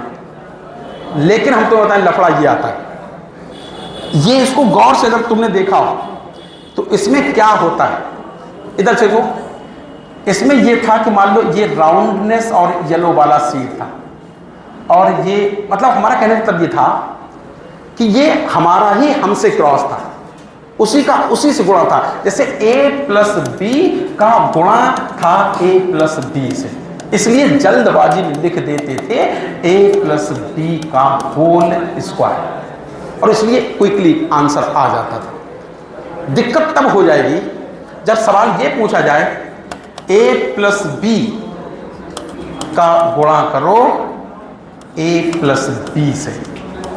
अब उसको स्क्वायर करके नहीं लिखा जा सकता है क्योंकि यहाँ जीनोटाइप 100% एक समान नहीं है। कहाँ एक इसका कैपिटल माना, ये दोनों स्मॉल है, ये दोनों कैपिटल, एक कैपिटल एक स्मॉल, तो दिक्कत हो जाएगी। तब इस तरह से आंसर नहीं आते। तो क्या करना चाहिए उन केस में, एक ही सवाल पूछेंगे और हम छोड़ दें। एक सवाल पूछ रहे हैं, पहले तुम एक बताओ, सन 8000 से 10,000 BC याद आई? पंजाब की गाय का नाम क्या था? पंजाब की गाय का नाम क्या था? 1856 याद आई? मिड ऑफ 19th सेंचुरी याद आई? गार्डन पी नाम याद आया? पाइसम सटाइलम कहते हैं। ग्रेगर जॉन मेंडल 7 साल एक्सपेरिमेंट, 1856 से 63 तक एक्सपेरिमेंट, 2 साल डेटा कलेक्शन और कंक्लूजन निकाल दिए। अच्छा ये बताओ, जब पाइसम सटाइवम पे कितने कैरेक्टर की लिस्ट बनाई? 7। एक्सपेरिमेंट करने के लिए कितनी वैरायटी लेनी पड़ी होगी? 14। कितनी?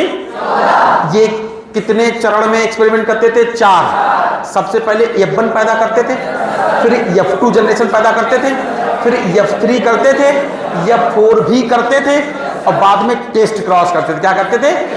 कितनी बार क्रॉस कराते थे? सिर्फ F1 प्रोड्यूस करने के लिए। बाकी सब में सेल्फ पॉलिनेशन और फर्टिलाइजेशन ही होने देते थे। पक्का?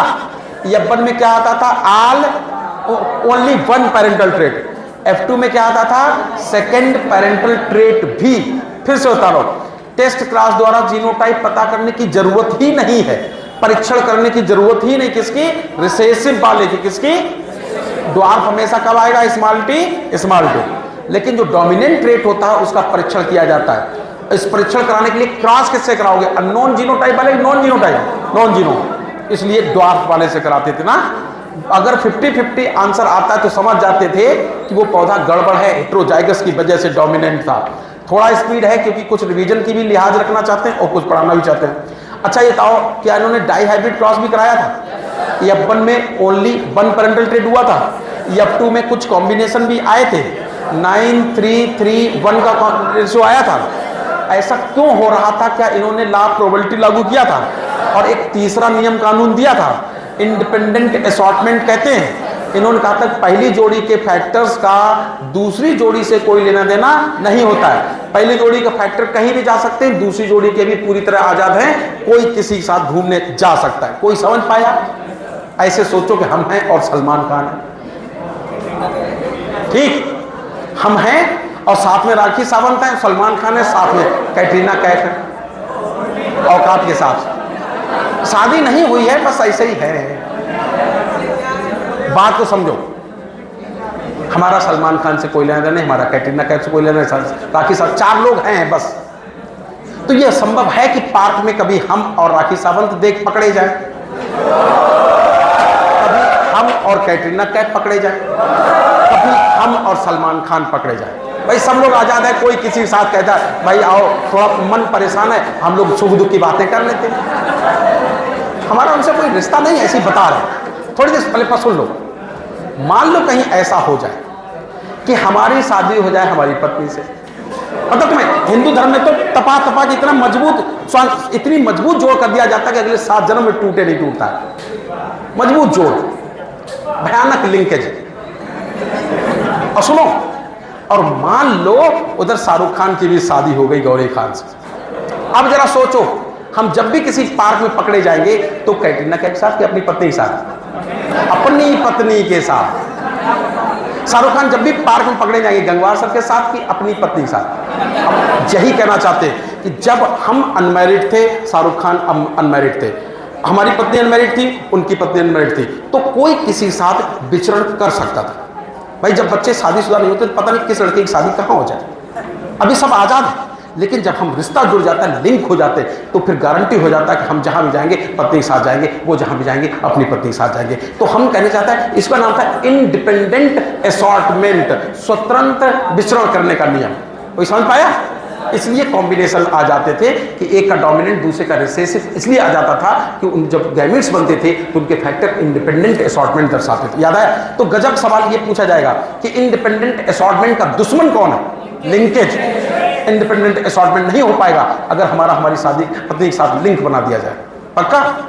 या उल्टा पूछा जाए, कठिन सवाल, कि मेंडल के 3 नियम में से वो कौन सा लॉ था जो मोनो हाइब्रिड क्रॉस के दम पे नहीं दिया जा सकता?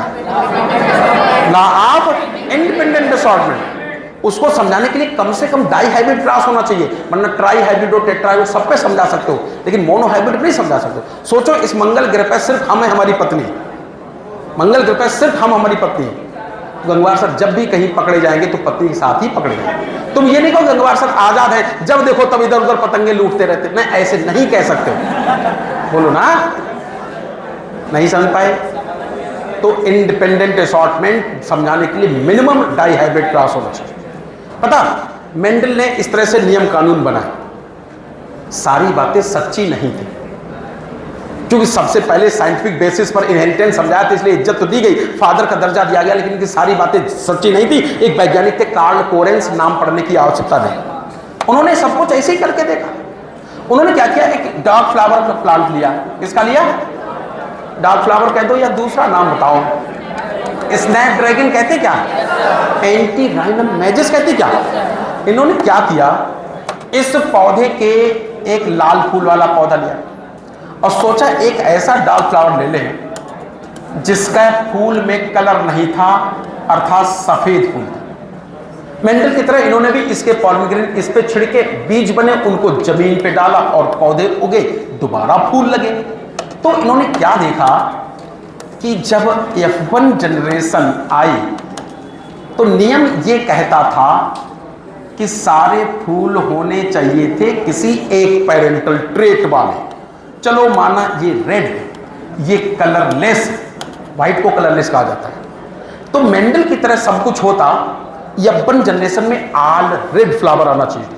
लेकिन इन्होंने क्या देखा कि यहां तो कुछ और ही कंडीशन है, फूल लाल आए कि सफेद आए कि मध्य की कंडीशन आई, मध्य की कंडीशन,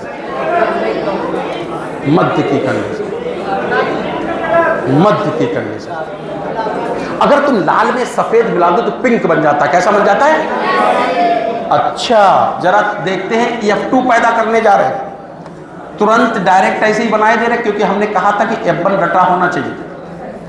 तो तुम भी जानते हो मेंडल का पहला आता था टाल, ऐसा लगा कि पहला फूल आया ऐसा, इधर देखो, गौर से इधर देखो, पहला फूल आया ऐसा, ठीक, पहला फूल बिल्कुल टनाटन आया जैसा आना चाहिए था, ठीक। दूसरा फूल देखा, मेंडल का सब कुछ होता, मेंडल जैसा सब कुछ होता तो पहला, दूसरा, तीसरा टाल प्लांट आते थे, अर्थात रेड फ्लावर आना चाहिए। लेकिन यहां लफड़ा ये हो गया कि पहला तो रेड आया, दूसरा और तीसरा रेड नहीं आए, सफेद नहीं आए, मध्य की कंडीशन दर्शा रहे, रेड व्हाइट दोनों का असर आ गया, पिंक आ गया। और चौथा तो वहां ड्वार्फ आता था, यहां भी चलो ऐसे ही आया था। अरे रे रे रे, करके देखा जो ने, जब मेंडल की भाषा में देखा कि characters are controlled by discrete unit present in pair during gamete formation, they separate from each other. करके देखते, करके देखते, इन्होंने ऐसा सोचा चलो इसके अंदर फैक्टर रहे होंगे, capital R, capital R, redness के लिए स्पेलिंग आर ले ली। हम तो कभी आर फार के चक्कर में नहीं पड़ते, हम तो ये कहा करते हैं कि इसके अंदर कारतूस रहे होंगे, ठोस कारतूस और बारूद भरा हुआ कारतूस, बारूद भरा हुआ कारतूस, खुक्का कारतूस, खुक्का कारतूस, चाहे तुम ऐसे ले दो, चाहे स्मॉल आर ले लो, यहाँ कैपिटल आर में तो बात नहीं। गैमीट्स बने होंगे, कुछ कैपिटल आर वाले, कुछ कैपिटल आर वाले, कुछ स्मॉल आर वाले, कुछ स्मॉल आर, पता नहीं कौन किससे मिल गया होगा। जाइगोट में आएगा कैपिटल आर, स्मॉल। फिर जब यहाँ गैमीट्स बने होंगे, दुनिया का नाटक हुआ होगा, ध्यान करो, जब मोनोहाइब्रिड क्रॉस प्रोडक्ट, ये बना होगा कैपिटल आर, ये बना होगा कैपिटल आर स्मॉल आर, ये बना होगा कैपिटल आर स्मॉल आर, ये बना होगा small R. In case of dissimilar condition one factor dominates the other. ये था लॉ ऑफ इंडिपेंडेंट असॉर्टमेंट। क्या यहाँ कैपिटल आर स्मॉल आर के ऊपर डोमिनेट कर पा रहा? नहीं कर पा रहा, नहीं कर पा रहा। तो मेंडल जितनी बातें कहते, माना कि फादर वादर थे, लेकिन सारी बातें सही नहीं थी। यहाँ one in case of dissimilar character, one factor पूरी तरह उस पर रंगबाजी नहीं दिखा पा रहा, उसको सप्रेस नहीं कर पा रहा, उसके इफेक्ट को खत्म नहीं कर पा रहा। तो तीन शब्द समझो, एक शब्द है डोमिनेंस, एक शब्द है इनकम्प्लीट डोमिनेंस, एक है को डोमिनेंस। क्या नाम है? मतलब तो समझो क्या होता है एक्चुअली डोमिनेंस, अभी बताएं। ऐसा सोचो कि कोई पत्नी हो और पति बिल्कुल जो है तुर्रम खा है, तात्या टोपे, और मान लो किसी बाहर वाले से बात करनी तो उसने इतना हल्का दिया कि तुमने मुंह खोला, समझ लेना तुम शांत रहो, बिल्कुल चुप रहो, हम ही बात करेंगे पड़ोसी से। आप हो चाहे बात कहानी समझो, तो कहानी को कहेंगे डोमिनेंस। और मान लो कोई ऐसा पति है जो पत्नी को कह रहा है चुप हो जा चुप हो, फिर भी टेटे टेटे किए तो समझ जाएंगे कब्जे से बाहर की, इनकम्प्लीट डोमिनेंस। और दोनों अगर पड़ोसी को बराबर गरियाएं तो समझ जाना। अब जरा फिर समझो, फिर भी समझो, फिर भी इधर सुनो, नहीं समझ पाए आखिरी बार सुनना बेटा, ऐसे समझो। देखे कौन बताया, ये दैया टी शर्ट पा लिया पहने के आए, थोड़ा सा भाई कम हंसना, बात को समझना। ऐसे समझो कि एक काला कुत्ता है। अब भाई सुन लो, समझो समझो, हमसे नहीं तुलना करो। हर चाय बेचने वाला, हर चाय बेचने वाला, हर चाय बेचने वाला, हर चाय बेचने वाला ही नहीं है। मेरी बात समझो, देखें कौन बताएगा, महसूस करो हम जो कहने जा रहे हैं। सोचो काला कुत्ता है, सफेद कुतिया, पहले सुन लेना, बाद हंस लेना। और पिल्ला मान लो काला है, उसके पिल्ला के सारे बाल काले, फिनोमिना को क्या कहोगे? डोमिनेंस ना। काले रंग ने व्हाइट कलर को पूरी तरह सप्रेस कर दिया, खुद की रंगबाजी दिखाई, खुद का इफेक्ट दिखाया। अब सुनना सुनना, काला कुत्ता, सफेद कुतिया, पिल्ला जो पैदा हुआ उसके एक एक बाल ग्रे कलर का है, ना कोई बाल काला है ना कोई सफेद, पूरे बाल ग्रे कलर के हैं।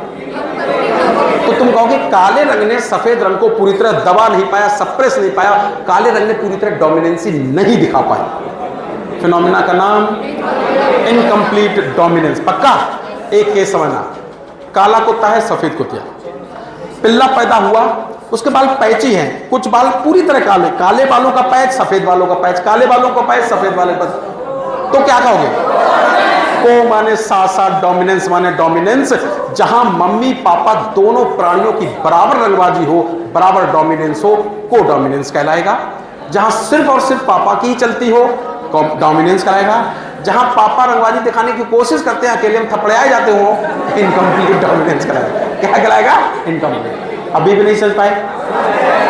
पिल्ला काला तो, पिल्ला काला तो डोमिनेंस, पिल्ला ग्रे रंग का तो, पिल्ला पैची तो।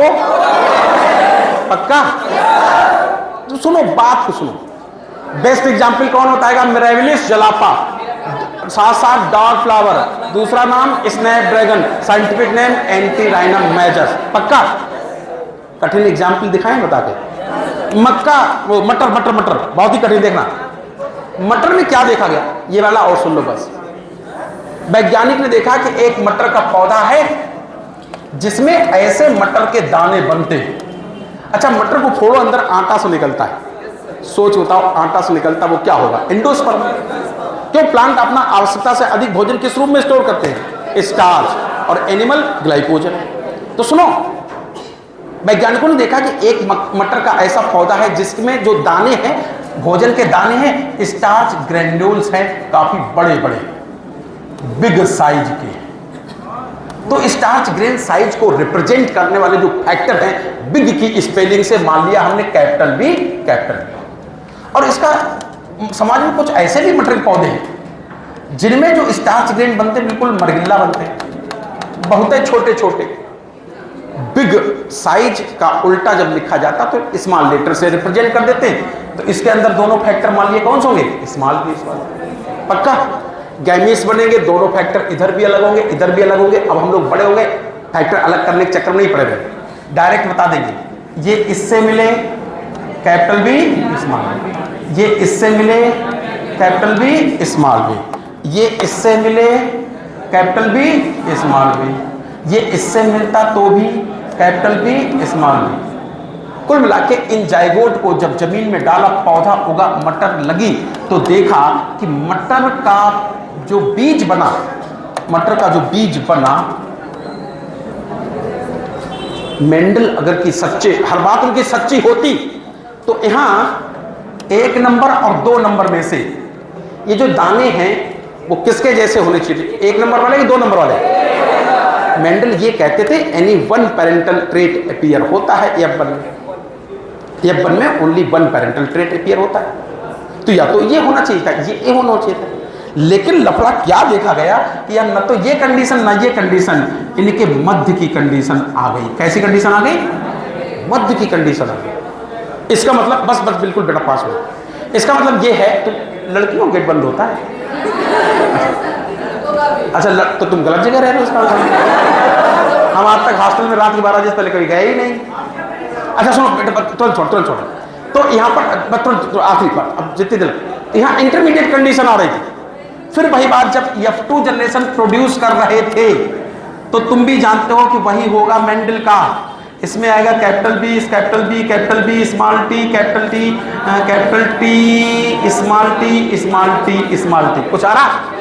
तो इन्होंने क्या देखा कि इसमें जो मटर के दाने बने सो बड़े बड़े स्टार्च ग्रेन्यूल वाले थे, इसमें जो बने वो इंटरमीडिएट कंडीशन वाले थे, इसमें भी इंटरमीडिएट कंडीशन वाले थे, इसमें थे छोटे दाने वाले। लेकिन बस आखिरी बात सुनो, तो चाहे starch grain size in P रहा हो और फ्लावर कलर इन स्नैपड्रैगन रहा हो, ये मेंडलिज्म को फॉलो कर रहे थे कि नहीं कर रहे थे? नहीं कर रहे थे। इन फिनोमेना का नाम क्या था? Incomplete dominance.